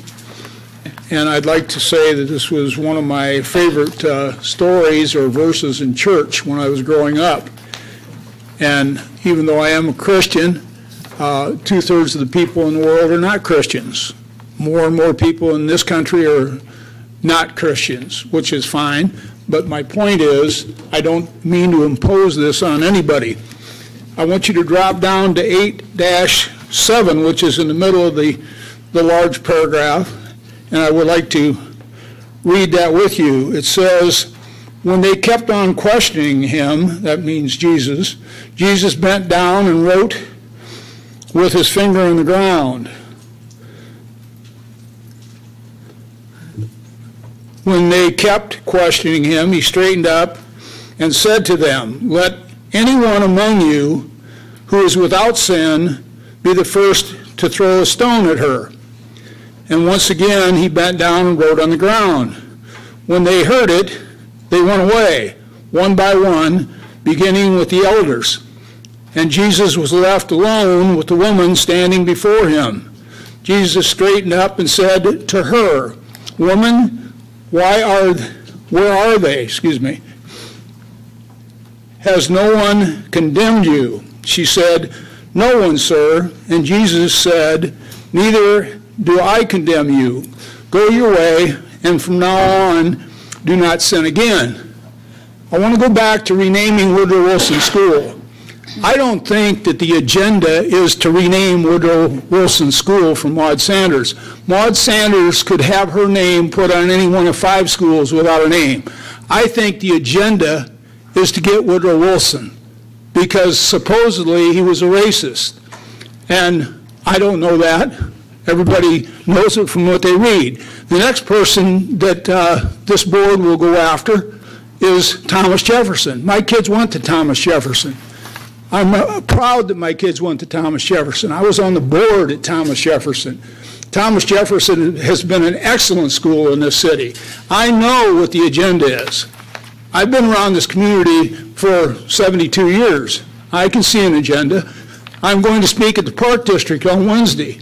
The Park District, 25 years ago, 100 of us went down to Woodruff Field and rebuilt Woodruff Field and put lights up at Woodruff Field. Shortly thereafter, a Park District member wanted to rename Woodruff Field for some person on the south side. Didn't happen. People rose up and said, name something on the south side for that person. Don't rename Ian Woodruff Field. And some people wanted to rename it because Ian Woodruff had a bad reputation and he had an open city. Didn't happen. Make a long story short, the Park District had some sense and didn't rename a facility that was already named by a previous board and the city of Peoria. Ian Woodruff Field, Ian Woodruff High School. 80 years Ian Woodruff High School has been there. Ms. Jackson said she didn't want to cause a division. Don't cause a division. Name one of the 5 schools for Maud Sanders. And again, Maud Sanders, the handout I read 2 weeks ago, Maud Sanders seems to be without sin. Nobody is without sin. I don't know her background, but believe me, when things start coming down the pike on this Me Too situation, people like John F. Kennedy and Martin Luther King, people are going to come after them to rename streets and rename facilities named after them. And everybody knows what I'm talking about. Just like with Thomas Jefferson. Everybody knows Thomas Jefferson's past. If they don't, they should look into it. That doesn't mean we should tear down the Washington Monument up for Thomas Jefferson. I think people have agendas, and they put Maud Sanders' name on a building, but don't divide this community. Thank you. Thank you. Ms. Jennifer Stewart.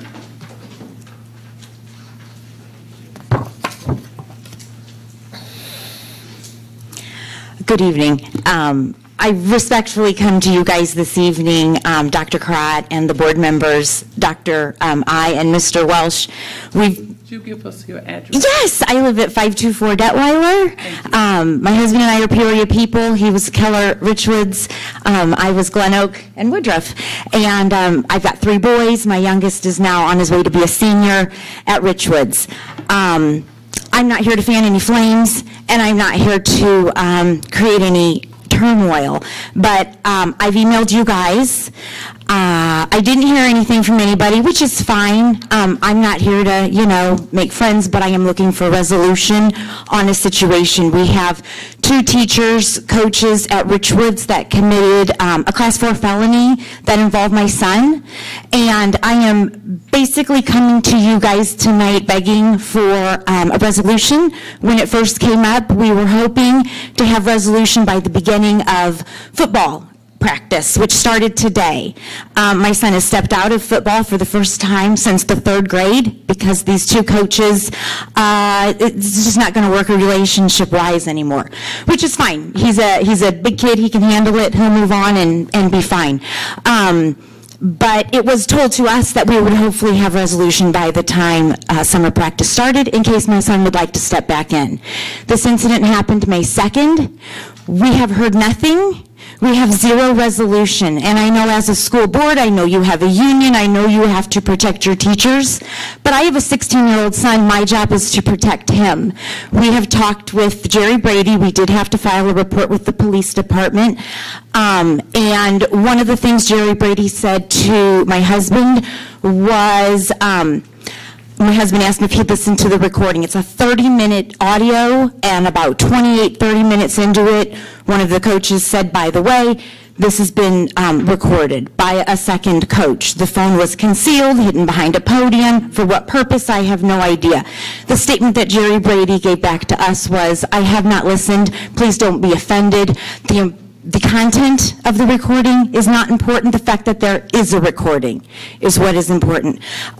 I know that we are hoping now to possibly have resolution by Friday.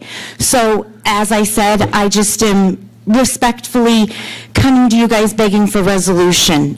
It's been since May 2nd. My son walked the halls with both of these teachers, both of these coaches still there.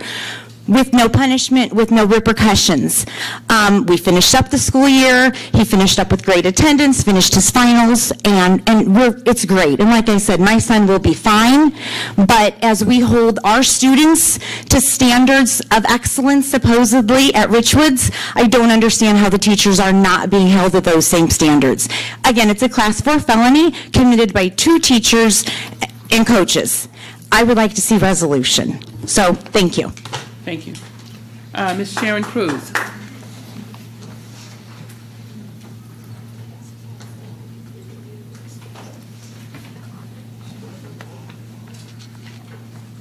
The time has definitely come for this board to think of ways to find money to entice and keep good teachers, and to acknowledge that students need teachers much more than they need administrators, lawyers, or miracle cure programs.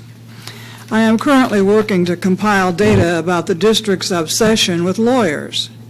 School district lawyers are essential in representing the district in litigation matters, but please seek ways to cut down on their current role as advice givers and researchers. I believe that there are administrators on Wisconsin Avenue whose credentials include courses in school law. Why can't their duties include some of the advice and research issues currently handled by very expensive lawyers? Since the district is not at all transparent when it comes to parting with the information about issues handled by lawyers, I can only guess at some of the issues for which their advice is worth up to as much as $275 an hour. I believe that using taxpayer money to pay lawyers that much is outrageous. The data indicates that rarely a day goes by without a lawyer being consulted about something. First of all, I would like to know who is considered the client for each of the many issues handled by lawyers. My opinion is that the district is the client, and it is represented by the board, and that individual employees are never represented by these lawyers. When I made my FOIA request, I facetiously asked that no information that the public has a right to know be withheld. I learned that we have the right to know how much lawyers are paid, the length of the time they work for that fee, and the general tasks that they perform. However, I was not allowed to know which district employees solicit the aid of lawyers. And most of all, I have no right to know what specific issues require legal action, research, or advice. Why not? For instance, if lawyers have been hired to give advice about year-round school, I expect to know how much that advice cost. I assume that I would be told that information is withheld from the public because of attorney-client privilege. Therefore, who is the client? My opinion is the Peoria Public Schools is the client. My opinion is that no person is the client. The district is the client represented by the board or a district employer. Therefore, there is no reason for protecting the identity of the employees with whom the lawyers communicate regarding any issue. Yet those names were all redacted on the data I received. Why? I am quite curious to know how much of this information is offered to or is readily available to board members who actually employ the lawyers and are elected by taxpayers.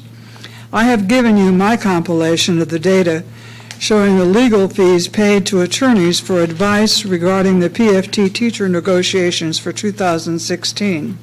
District 150 paid attorneys $53,257 for work done during all 12 months of 2016. All the specific data was redacted. The data blotted out includes the names of the employees or outside sources with whom the attorneys had conferences, had phone conferences, consulted with, etc. Why is that information withheld? I believe that all this money was spent to advise the board's negotiating team about how to avoid yielding to the proposals presented by the teachers' union. Spending so much money on attorneys is bad enough, but the added expense paid for travel expenses to attorneys who do not live in our area is outrageous. For their work related to negotiations, these attorneys were paid a total of $5,239 for travel expenses and hotel costs. That money alone could have given 52 teachers $100 to spend on supplies for their classrooms. Please put these issues on your agenda for discussion. Please consider hiring local attorneys who will spend their money in Peoria, thus contributing to the local economy, and some of it might even come back to District 150. Thank you.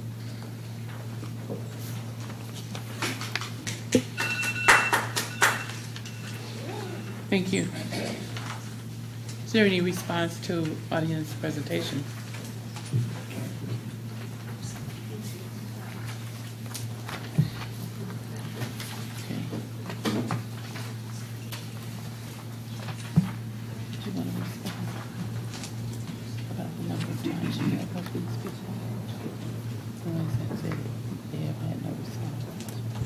Oh, okay. So the president has asked me to respond to, I think the Stewart. So actually, I've met with the family. I met with the family on Friday. It was a very good meeting. And then Dr. Ike met how many times? 3 times? 3 times with the... Several telephone and email communication. And how many face-to-face? Several telephone and email communications. 1 face-to-face, Mr. Welch? Numerous phone calls and 2 face-to-face. Numerous phone calls and 2 face-to-face. And email. And emails. So I think, board, we gave you an update, and the process was slowed down because of some external factors. So we're at a good place right now. And then just Ms. Cruz, in terms of the lawyers, and for the benefit of our student board members, we have something called a retainer. So there's a monthly retainer fee that's paid, and that includes unlimited advice, and so we're not charged for that. And what's the cost of that? Is it $800 a month? $900 a month. And this topic, in terms of attorney fees, I'm extremely proud of the progress this administration and this board has made. It's been intentional. We have saved taxpayers millions of dollars, as opposed to, Doctor, you remember exactly what those numbers are? I don't remember those numbers off the top of my head.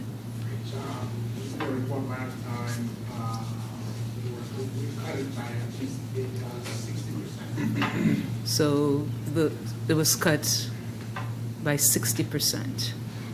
We've worked intentional to reduce things like lawsuits, and it's impressive. And the data is there to prove it. And I do live here. Pardon me? And I do live here. And you do live here? I do. The attorneys do live here? I own a home. You own a home. And my boyfriend can attest that I spend a lot of money in Peoria. And I know Michelle lives here also. She's on maternity, probably at one of our hospitals, having a baby, the second baby. And so, yeah, it's for the students, it's important, you know, to have the facts. And so I'm really happy you're involved, because it's good. Ms. Rosemary has No, I was just going to say, just for the public's knowledge, we appreciate your contact to the board. When I get a contact from a family or a parent or constituent, I always send that contact to Dr. Karat, because she's our employee that will address those issues. As board members, many times we'll respond and say we received and forwarded your information, but board members do not get involved in situations and should not ever get involved in any situations that happen within a school. That is the superintendent. That's why we hired her. She's our one employee, along with our assistant, our administrative assistant. So don't feel like we are not contacting you. We are not supposed to contact you. We have our staff person who is supposed to contact you. We appreciate you coming. Yes, Mary, quickly. Yes, just real quick, I know we talked about Woodrow Wilson and how we might not know all the facts. Richwood's newspaper in one of our editions did a whole piece about Woodrow Wilson and his history of racism, just in case we wanted to check it out. I'm sure you So those are facts. I can't hear you. Can you come Yes. I'll just say it louder. I was on the speech team, I can do it. Richwood's newspaper did a whole piece about Woodrow Wilson's history of racism. So I'm sure you can check that out if you were a little unclear on some of those facts. I'm keen on everything. Thank you, Mary. Okay, if there are no other responses, let me move on to approval. May I have a motion for approval of the minutes from May 7th, 2018? So moved. Second. Would you please call the roll? Aye. Aye. Aye. Aye. Aye. Aye. Aye. Information items. First reading of board policy, TASER policy. I think everyone would have received that. Any questions on that first reading? Okay, this is just the first reading. I was just going to comment, I really appreciate the policy committee. I know you took a lot of time to, discussing, some of the finite details, and it really comes out in the draft. So I really appreciate your hard work to get it to us. Thank you. I do too, because, I had some real concerns about how and when we use those and who we use them on and a whole number of things regarding young kids and kids that have possible problems, so physical and medical problems. So I appreciate you going back and really looking at that. I read it in depth. And I do have some questions, but I don't need to know them tonight. Right. And that's why we have a first reading. So any suggestions or questions, you can direct those to the policy committee. Okay? Mrs. Ross? Yes, sir. I'm sorry, but I can't find any place on the agenda to mention this, and I didn't want to let the night go. There is a PowerPoint presentation from Family Core in our materials. Will that be dealt with tonight, or is that just for our information? Just for your information, we'll put them on in at the next meeting. Thank you. Yep, no problem. Thank you. Thanks very much. It's on the agenda, but not the PowerPoint. Got it.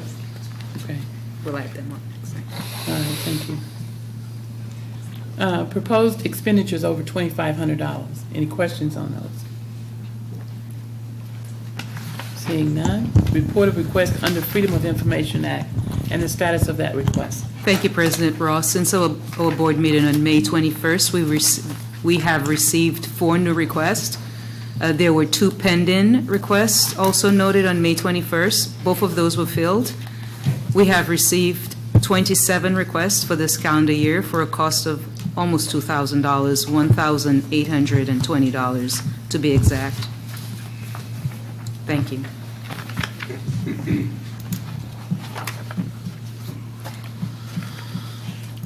Okay. Action items. There are 21 items on the consent agenda this evening. Item number 1 is gifts to the school district. This meeting, $180, and year-to-date, $64,134.88. Item number 2 is the payment of bills. Item number 3 is the payment for travel. Item 4 is a board travel request. Item 5 is a human resources report. Item 6 is board policy number 5:20, workplace harassment prohibited. Item number 7 is board policy number 7:295, parental notification of medical emergencies. Item 8 is the adoption of the student school board members for next school year. Item 9 is field trip approval for Peoria High School football team to St. Charles, Missouri. Item 10 is a field trip approval for Peoria High School's football team to Macomb, Illinois. Item 11 is a joint agreement for special education evaluation per case rate. Item 12 is a joint agreement for speech pathologist rate during the extended school year. Item 13 is a hazard boundary application. Item 14 is for custodial supplies. Item 15 is office supplies. Item 16 is the toilet remodel project, my favorite project, for Rolling Acres Middle School. Item 17 is a secure entry and other door replacement projects for Whittier, Calvin Coolidge, and Roosevelt. Item 18 is the Woodrow secure entry and other door replacement project. Item 19 is the temporary approval and payment of bills. Item 20 is a project labor agreement or PLA renewal. And item 21 is amendment number 2 to the intergovernmental agreement between the City of Peoria and Peoria Public Schools dated August 14th, 2014. And specifically, this amends or extends the term of our current agreement for police officers at our high schools through next school year. By 1 year. Yeah, by 1 year. Okay, thank you. Are there any items any board member would like to pull for a second for a separate vote? Number 20.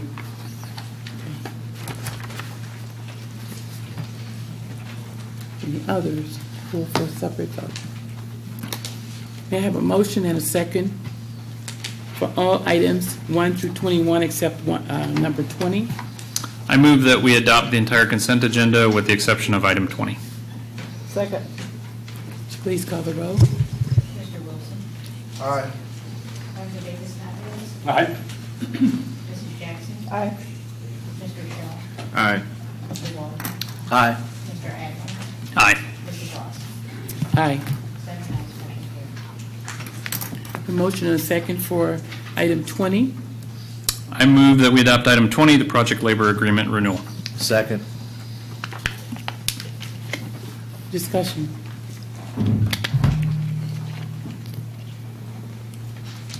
Okay. I personally put it, I think we need some more research on it before I can vote in confidence on it. Okay. Any other discussion? I'll just offer that, so the PLA renewal is something we voted on 6 weeks ago. Yeah, which we have an agreement already. Yeah, we had an agreement that this board approved. However, it wasn't adopted by the other body, the trades union. I know that there's some desires to improve the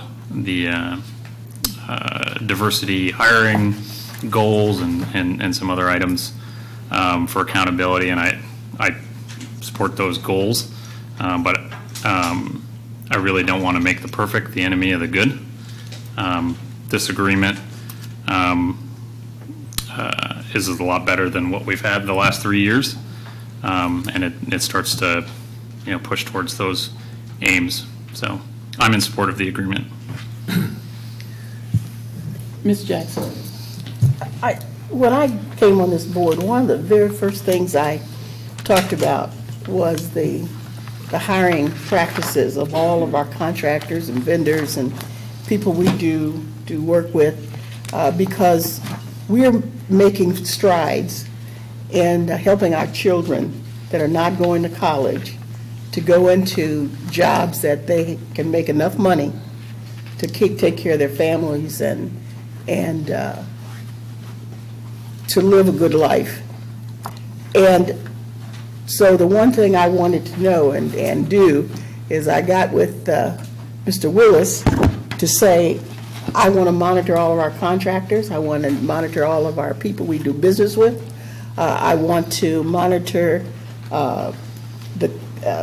the contractor agreements and whatever we have as it relates to contract compliance. One of the other things is that our children are coming out of high school prepared to go to work for the construction industry. And I want them to be able to find jobs. And I want them to have jobs. And I want companies that are hiring contractors, be it electricians or carpenters or whatever our kids are coming out of school for, to be able to be in those jobs. We're trying to prepare our kids for the future. And I'm going to hold fast to what I came on this board to do as it relates to contract compliance. And what we want people that are working with us to do as relates to making sure that their businesses are diverse. And I want the construction industry to be diverse. And if we around this table don't want that to happen, we can keep on doing what we've always done. And I don't want that to happen. So I'm saying now that minorities and females should be in, goals for them should be in this agreement, and they should be measurable goals, but they're no different than the goals that I know the NAACP required on the bill, on the remodeling of the Pier Marquette, where they reached over at 28% on all the other business that we've sat down and negotiated with other companies within this city. And it's time for us to do that, because not all of our kids are going to college. They're going to come out and they're going to be electricians and they're going to be operating engineers, and it begins here, because they can't go into those things unless they're in the construction field. So I'm going to hold fast to what I said when I walked in here and sat on this seat, and that was one of the things that I pledged to do. Okay, Mr. Walker. I believe this agreement addresses those concerns, and I am speaking in favor of it. Agree with Mr. Adler. I'm not sure about the perfect thing, but I think that this is a good agreement, and I think our West Central Building Trades Council shares your goals of having minorities working with them, and so I'm speaking in favor of the bill, resolution, bill. If I could enlighten you, the PLA agreement that we already have passed unanimously had goals in them that were different than what we have here. We had goals of contracts of $150,000. It went back down to $75,000. It's been $50,000 for years and years and years. And it just kept rolling over and rolling over and rolling over. And no changes ever happened. And what that means is that entities that would even apply for a grant, a bid, can't do much with $75,000. If you're a company, you can't, paying prevailing wage, you can't do much with $75,000. Even $150,000 is not that much. But when we're looking at sales tax that we're using, we're actually offering unions, what, Mr. Willis, we said $50 million almost, in $50 million worth of construction. And they don't like the fact that we said $150,000 be set aside for actual, giving other people an opportunity. And, you can skewer minorities, white women are minorities, Mexicans are minorities. I would like to see more of my people getting in some of these jobs and being able to bid on some of these contracts. And again, there's some laws around how much money is supposed to be set aside for apprenticeships. 50 cents out of every hour of work. Those apprenticeships should go to everyone. But in my experience, that has not happened in Peoria. What are the numbers? That's what I would like to know. So I won't be supporting it tonight because we already have a PLA agreement that's been agreed upon by all board members, and the union doesn't want to sign it. So it's our agreement we're presenting to them. Other comments on let me correct you, Mrs. Ross. White women are protected classes. They're not classified minority women or minority, but I don't want people to think that we know what that. Well, I've just been dealing with minority contracts. Did I hear you correctly, Mrs. Ross, when I heard you say, I believe, quote, you can skew minorities, white women are minorities, Mexicans are minorities. Can you tell me what precisely you meant by that? Considered minorities. And how are those, Hispanics are considered minorities. how are Mexicans skewed minorities? I wasn't talking about, I'm saying people can misunderstand. What misunderstanding are you talking about? When you consider minorities, a lot of people think it's just black people. Okay, forgive me. That's my opinion. Forgive me, I heard just the opposite of in what your comments were. Well, different people hear different things. I know what I meant by it. Apparently we do. Other comments or questions? I think Mr. Walter has it. Mr. Walter has something. Just want to make a clarification. You said that there was a previous PLA agreement that was unanimously approved by the board. That is fact. The problem with that agreement was, my understanding of that agreement was that the only thing that had changed in that agreement was the number of years, and it hadn't. There had been changes made by certain members of this board unilaterally, not in negotiations with West Central Building Trade. And so in the past, we have instructed Mr. Willis to bargain that on behalf of the board, and we had an agreement by the board. That got pulled by Mrs. Jackson. Then there was a unilateral change to that was not agreed to by West Central Building Trades, and they've been our partners. And I think that I don't think there's evidence of what you're accusing them of, and I think that this is a good agreement, that it works for both of us. And I think, I don't want to forget, when we talk about the $50 million that we've got from this, West Central Building Trades, 2 years in a row, put up money and work to get that thing passed. And I don't think we give enough credit to Mr. Adler, because he organized a wonderful term on that, but we wouldn't have got that countywide tax without his structure and leadership, but we also wouldn't have got it without a lot of help from West Central Building Trades. And we've mentioned a number of other organizations around here, and I don't remember them kicking any money in or even working for this. So I think that it's important that we pass this one, we work with our partners, and not try to make this divisive. And I think that I'm still going to speak in support of this. The information that you received in that previous PLA was passed out to all board members. I am aware of that. And all board members had an opportunity to look at it, make changes before it was voted on. Everyone had that previous one. And we still want them as partners, but I mean, I'm not understanding why they wouldn't be partners when it means a little bit more for the average person. At any rate, any other questions or comments?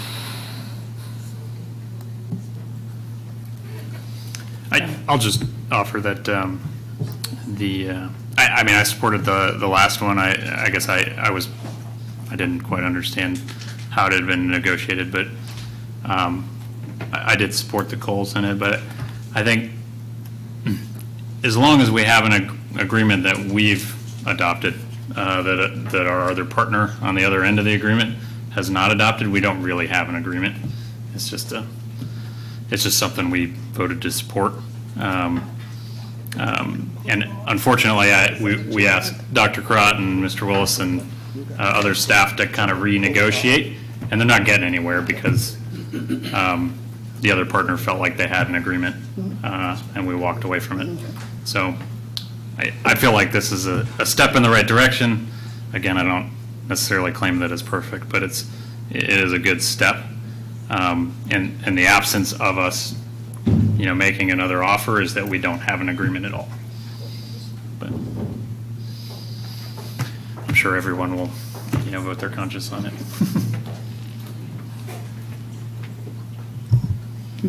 Would you call the roll? Mr. Wilson? No. Dr. Davidson-Aviles? Aye. Mr. Jones? No. Mrs. Jackson? No. Mr. Walter? Aye. Mr. Adler? Aye. Mrs. Ross? No. 3 ayes, 4 nays. That's not here. Rejected.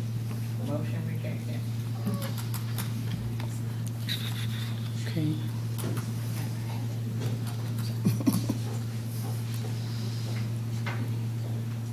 Next on the agenda is the deliberation agenda, renaming of the school.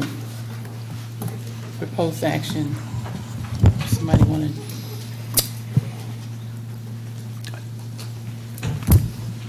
I think Mrs. Jackson would like to make that motion. Okay, Mr. Jackson, would you like to make that motion?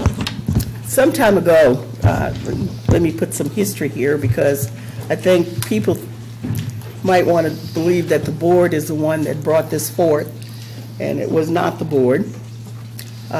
One of our teachers, Ms. Linda Wilson, brought this not only to this board, but she also brought it to the NAACP. Then she brought it to this board, and it was handed to the building committee.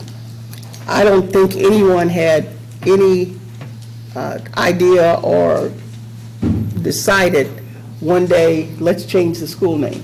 It didn't happen until Ms. Wilson came to the board.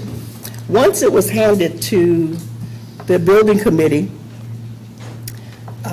there were two meetings that we decided to hold. One was at Woodrow Wilson, and I think there were probably 20, 22 people there, to go into the community to say, let me hear what you all have to say about this. Then we had a second meeting that was held at Valeska, and only 2 people showed up at that meeting. I, along with Mr. Walther and Mr. Adler, were at that meeting.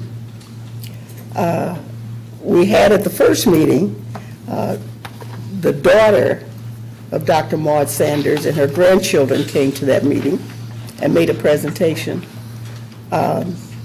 We solicited names that we could present to this board, and we had probably had about 15 names, and but the name that stood out to us was Dr. Maud A. Sanders, MD. Dr. Sanders, for several years, was a teacher. Decided to leave teaching and to go to medical school. She went to Homer G. Phillips, which is no longer open, to go to law school. Ended up in Peoria, Illinois.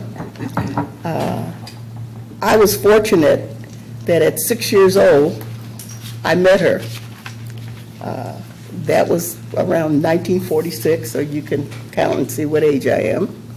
That was 1946 when I met her when we came up from the South.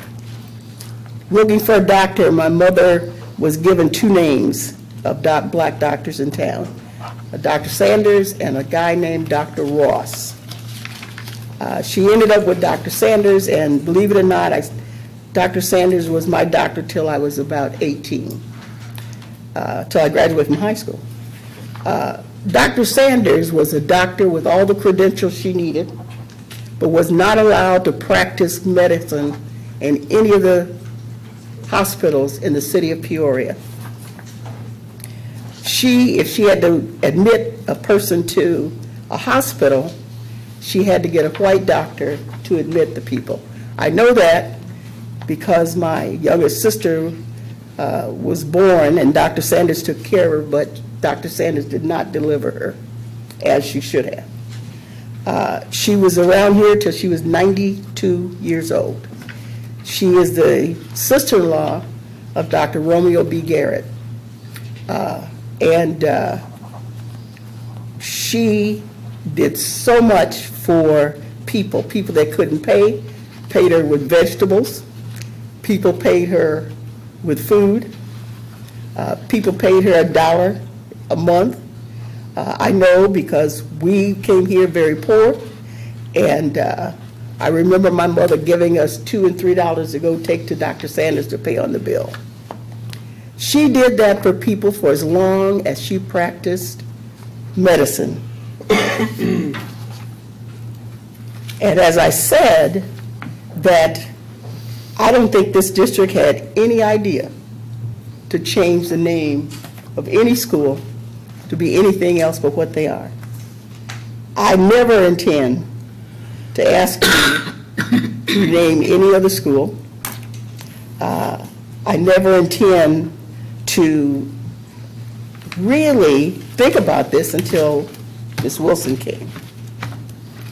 Now, I understand that sometimes people get upset because they don't want to change anything that's been done for a long time. And I wrestled with this for a very, very long time. I sought advice from many of my friends all over the city. And then it was interesting that an article came up in the Peoria Journal-Star. I don't know whether any of you read that article, but they said, basically said, get off of this and go ahead and name the school. And they were for naming the school Woodrow Wilson after Dr. Maud A. Sanders. And at that time, I started getting emails, calls from people I think were people that had the best interest, not only of this city, but me at heart. And they were a large percentage of the white community, by the way. So I don't want anybody to believe one iota that I am doing this to get rid of Woodrow Wilson's name because of what a racist he was, because he was. He was a racist, he was a segregationist, he played the birth of a nation in the White House, you name it, and that's what it was. I believe that there was some information that the NAACP put out on this name, and it was only after we got the information from Linda Wilson. So tonight, I would move that we rename Woodrow Wilson the Maud A. Sanders MD School. That is my motion. Second. Any discussion on the motion? Can't imagine there's going to be no discussion on the motion. Sure. Mr. Walter. Now, as co-chair of the building committee, I was at both the meetings, as Mrs. Jackson had indicated. I have also received letters and emails that have run probably 80 to 90% against this motion. With all due respect to my favorite Richwoods editorial person, I'm aware of Woodrow Wilson. I was a history major at Illinois State University. But I think in this case, I've had enough people that have said, for whatever reason, that they went to that school 50 years ago, didn't feel it would be changed. I feel that I have to represent those people that have shared that interest. I'm not opposed to Maud A. Sanders. I've been in favor of that. I'd bifurcate this issue in that if naming a school after Maud Sanders, I think is a great idea. I have no problem with that. Changing it, Woodrow Wilson, I will vote against that motion, but I'm trying to reflect what people have said in talking to me. So that's my comment. Other comments?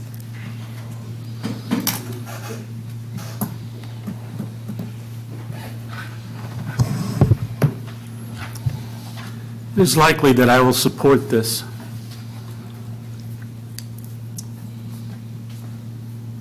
But I think there's a process going on that bears scrutiny. Arguably, there is a president whose actions against black people is far worse than Woodrow Wilson.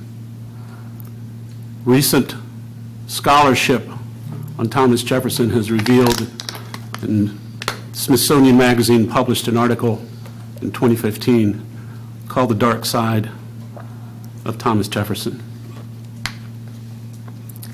It is possible that Woodrow Wilson learned his lessons from Thomas Jefferson. Mr. Jefferson owned over 600 slaves in his life. At the time of his death, there was somewhere between 140 and 150 working at Monticello. He kept an arm's distance from the treatment of his slaves, but had no problem hiring overseers who he knew were among the most brutal in Virginia. These are not my ideas. Please go to the original source, both at the Atlantic Magazine and the Smithsonian.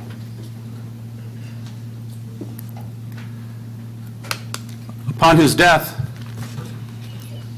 families were sold off and separated, including a family of 8 to 8 different people.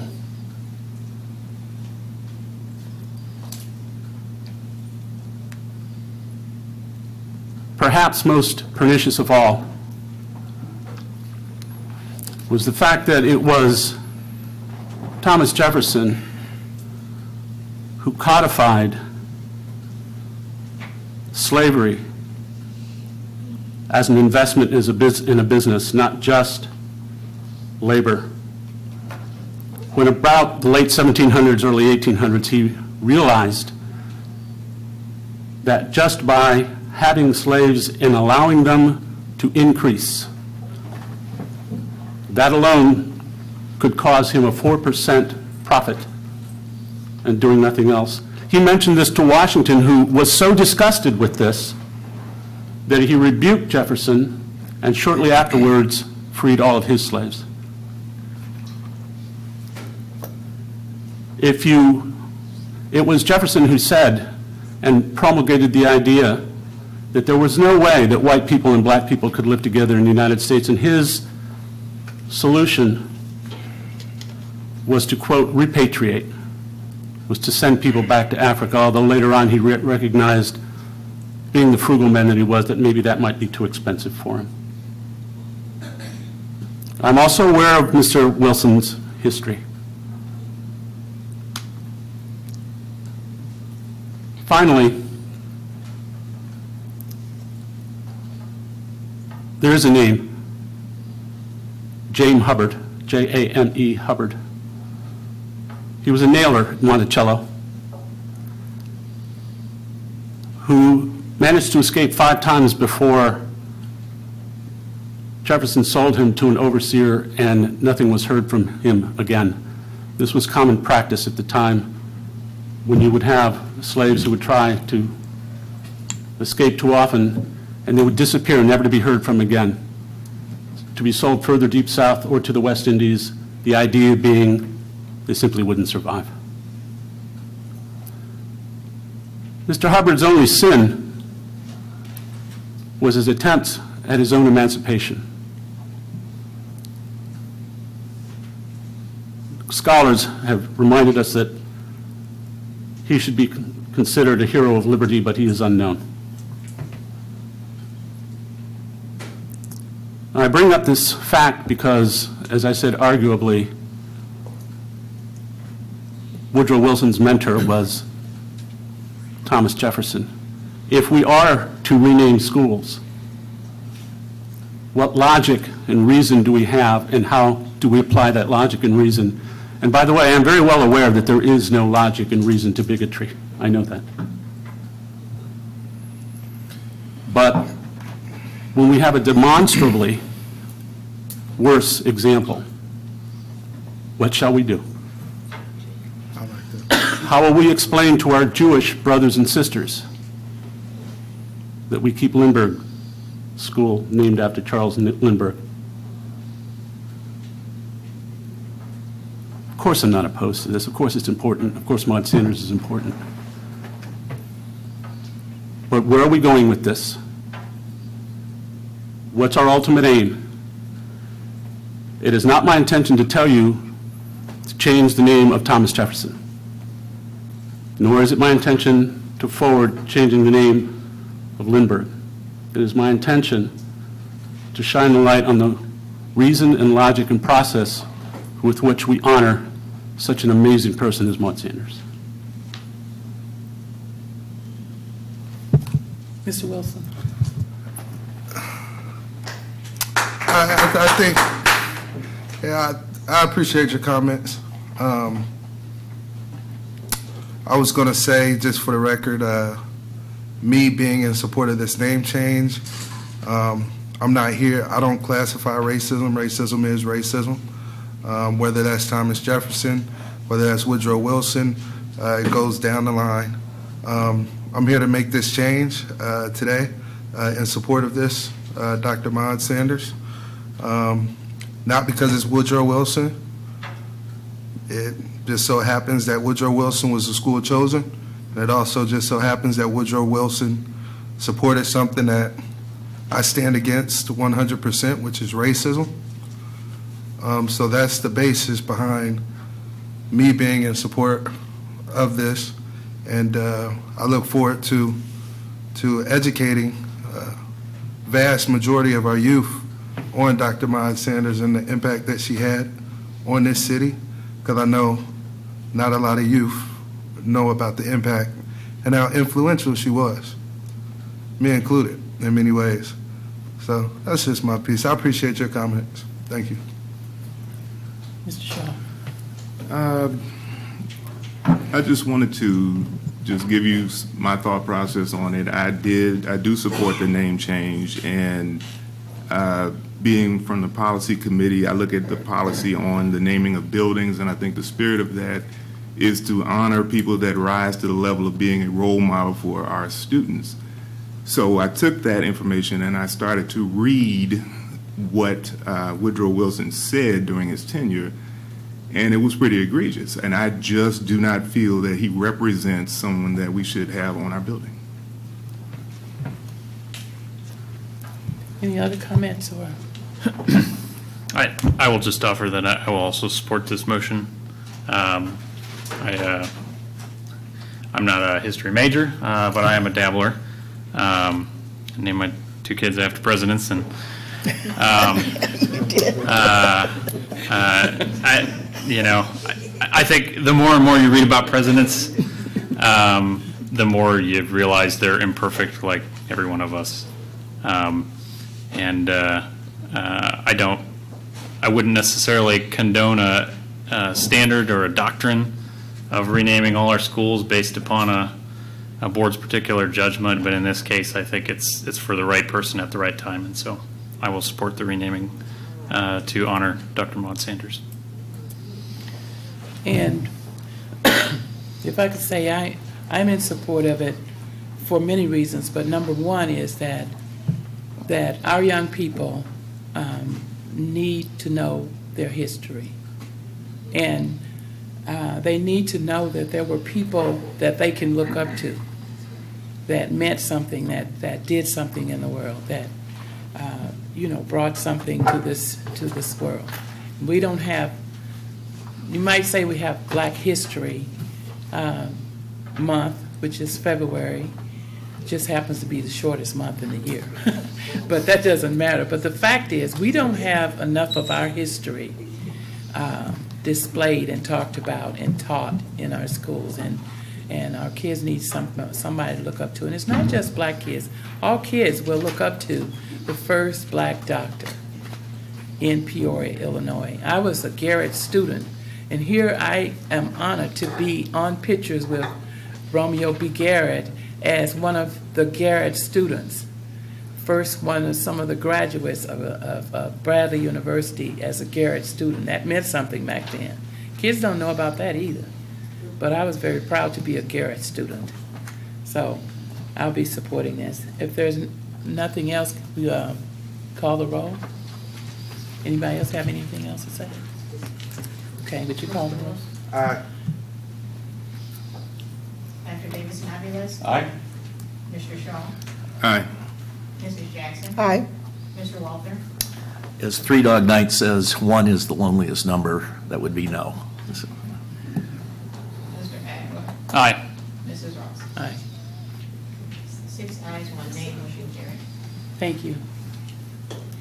Resolution, you know what, before we go on, the students have been so patient. Before we go on, we've already voted it within the consent agenda to add the new students. Can we have some gifts for you and some recognition. Can we do that? Because I know Tatiana, she's jumping at the bits to try to get out of here, right? Probably has to work. Yeah, you got to go to work. Okay, I'm sorry. So Dr. Karat, would you present to the student board members? Absolutely, I'll be happy. Thank you. Can I ask Itiana and Mary and Selena to, let's see, I mean, you know what? You guys are amazing. This idea of piloting and experimenting with student board members have been nothing but just fantastic.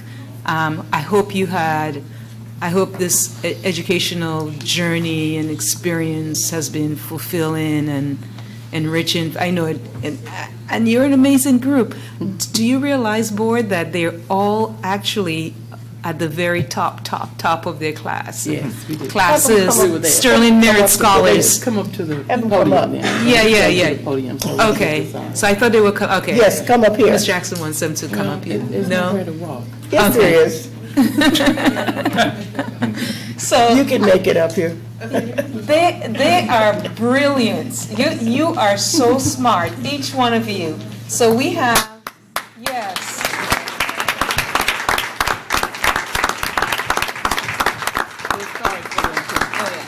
And you represented yourself well, you represented your schools well, you represented the board well. The only thing, and the new one, the incoming, on your resumes, don't be afraid to say student board, I mean, you could even say board member representing Peoria High, Richwoods.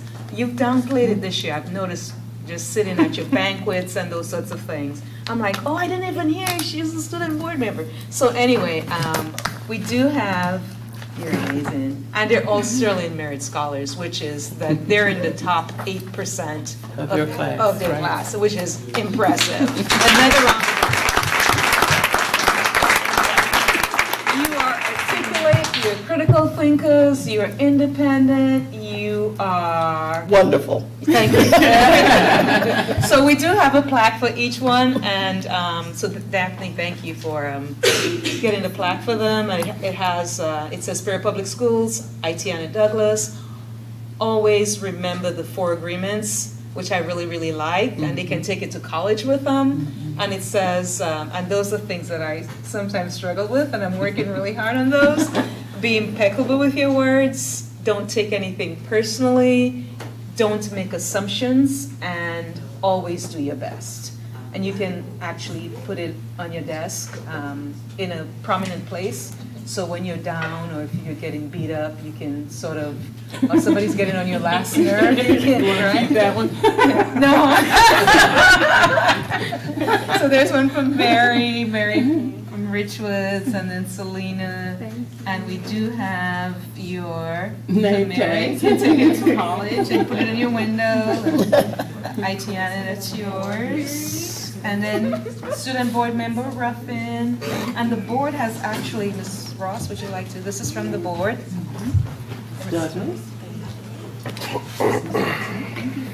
When you guys came across the stage and graduated, I felt like my kids were graduating. They are going places. So. Okay, thank you. President.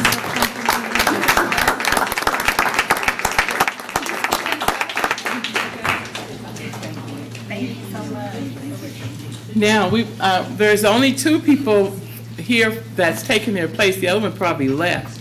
Would you guys stand up and tell us who you are and which school you're from? So you can actually go to the podium, Parker and Olivia. Yes. Thank you. You have tough shoes to fill. Yeah. It's going to be really hard. I'm Parker Johnson, and I will be representing Richwoods High School. Great. I'm Olivia Streeter, and I'll be representing Peoria High School. And there's a young man that's, what's his name? The young man is not here tonight, but he will be representing Manual Academy. Thank you. Now, back to the business. That was important. The resolution to effect a permanent transfer from working cash fund to the operations maintenance fund and transportation fund. So moved. Second. Questions and comments on the resolution? Any highlights, Mr. Willis? No. Would you please call the roll? Aye. Aye. Aye. Aye. Aye. Aye. Aye.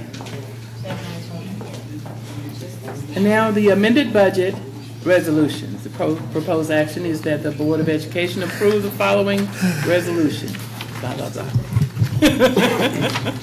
So moved. Second. Questions or comments on the budget resolution? None? Aye. Dr. Davidson, Aviles? Aye. Mr. Jackson? Aye. Mr. Shaw? Aye. Mr. Walter? Aye. Mr. Adams? Aye. Mrs. Ross? Aye. 7 ayes, motion passes. Thank you. Suspension review.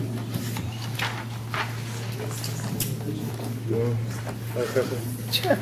Suspension review, that the suspension review listed on the report dated June 11, 2018 be approved as presented.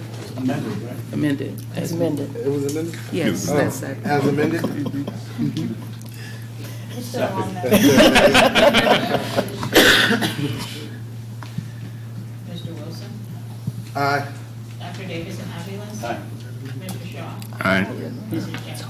Aye. Mr. Walter? Aye. Mr. Adams? Aye. Mrs. Ross? Aye. 7 ayes, motion carries. Expulsions. Expulsions, proposed action that the expulsions listed on the report dated June 11, 2018 be approved as presented. Second. Mr. Wilson? Aye. Dr. Davidson, Aviles? Aye. Mr. Shaw? Aye. Mrs. Jackson? Aye. Mr. Walter? Aye. Mr. Adler? Aye. Mrs. Ross? Aye. 7 ayes, motion carries. Expulsions held in abeyance. Proposed action that expulsion with the expulsion held in abeyance listed on the report dated June 11, 2018 be approved as presented. Second. Mr. Wilson? Aye. Dr. Davidson, Aviles? Aye. Mrs. Jackson? Aye. Mr. Shaw? Aye. Mr. Walter? Aye. Mr. Adler? Aye. Mrs. Ross? Aye. 7 ayes, motion carries. Presentations and suggestions by board members.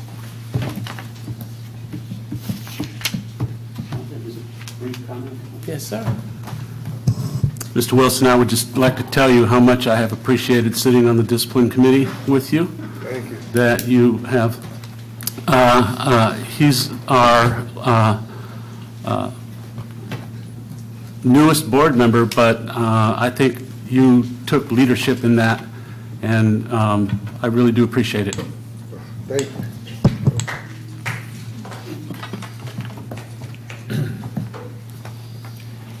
Other suggestions or comments by board members? Reports on board committees? Yes, sir. Just give you the next meeting of the policy committee is June 20th, Wednesday, June 20th at 9:30 a.m. And just so the public knows that we're scheduled for this one board meeting in June, which is tonight.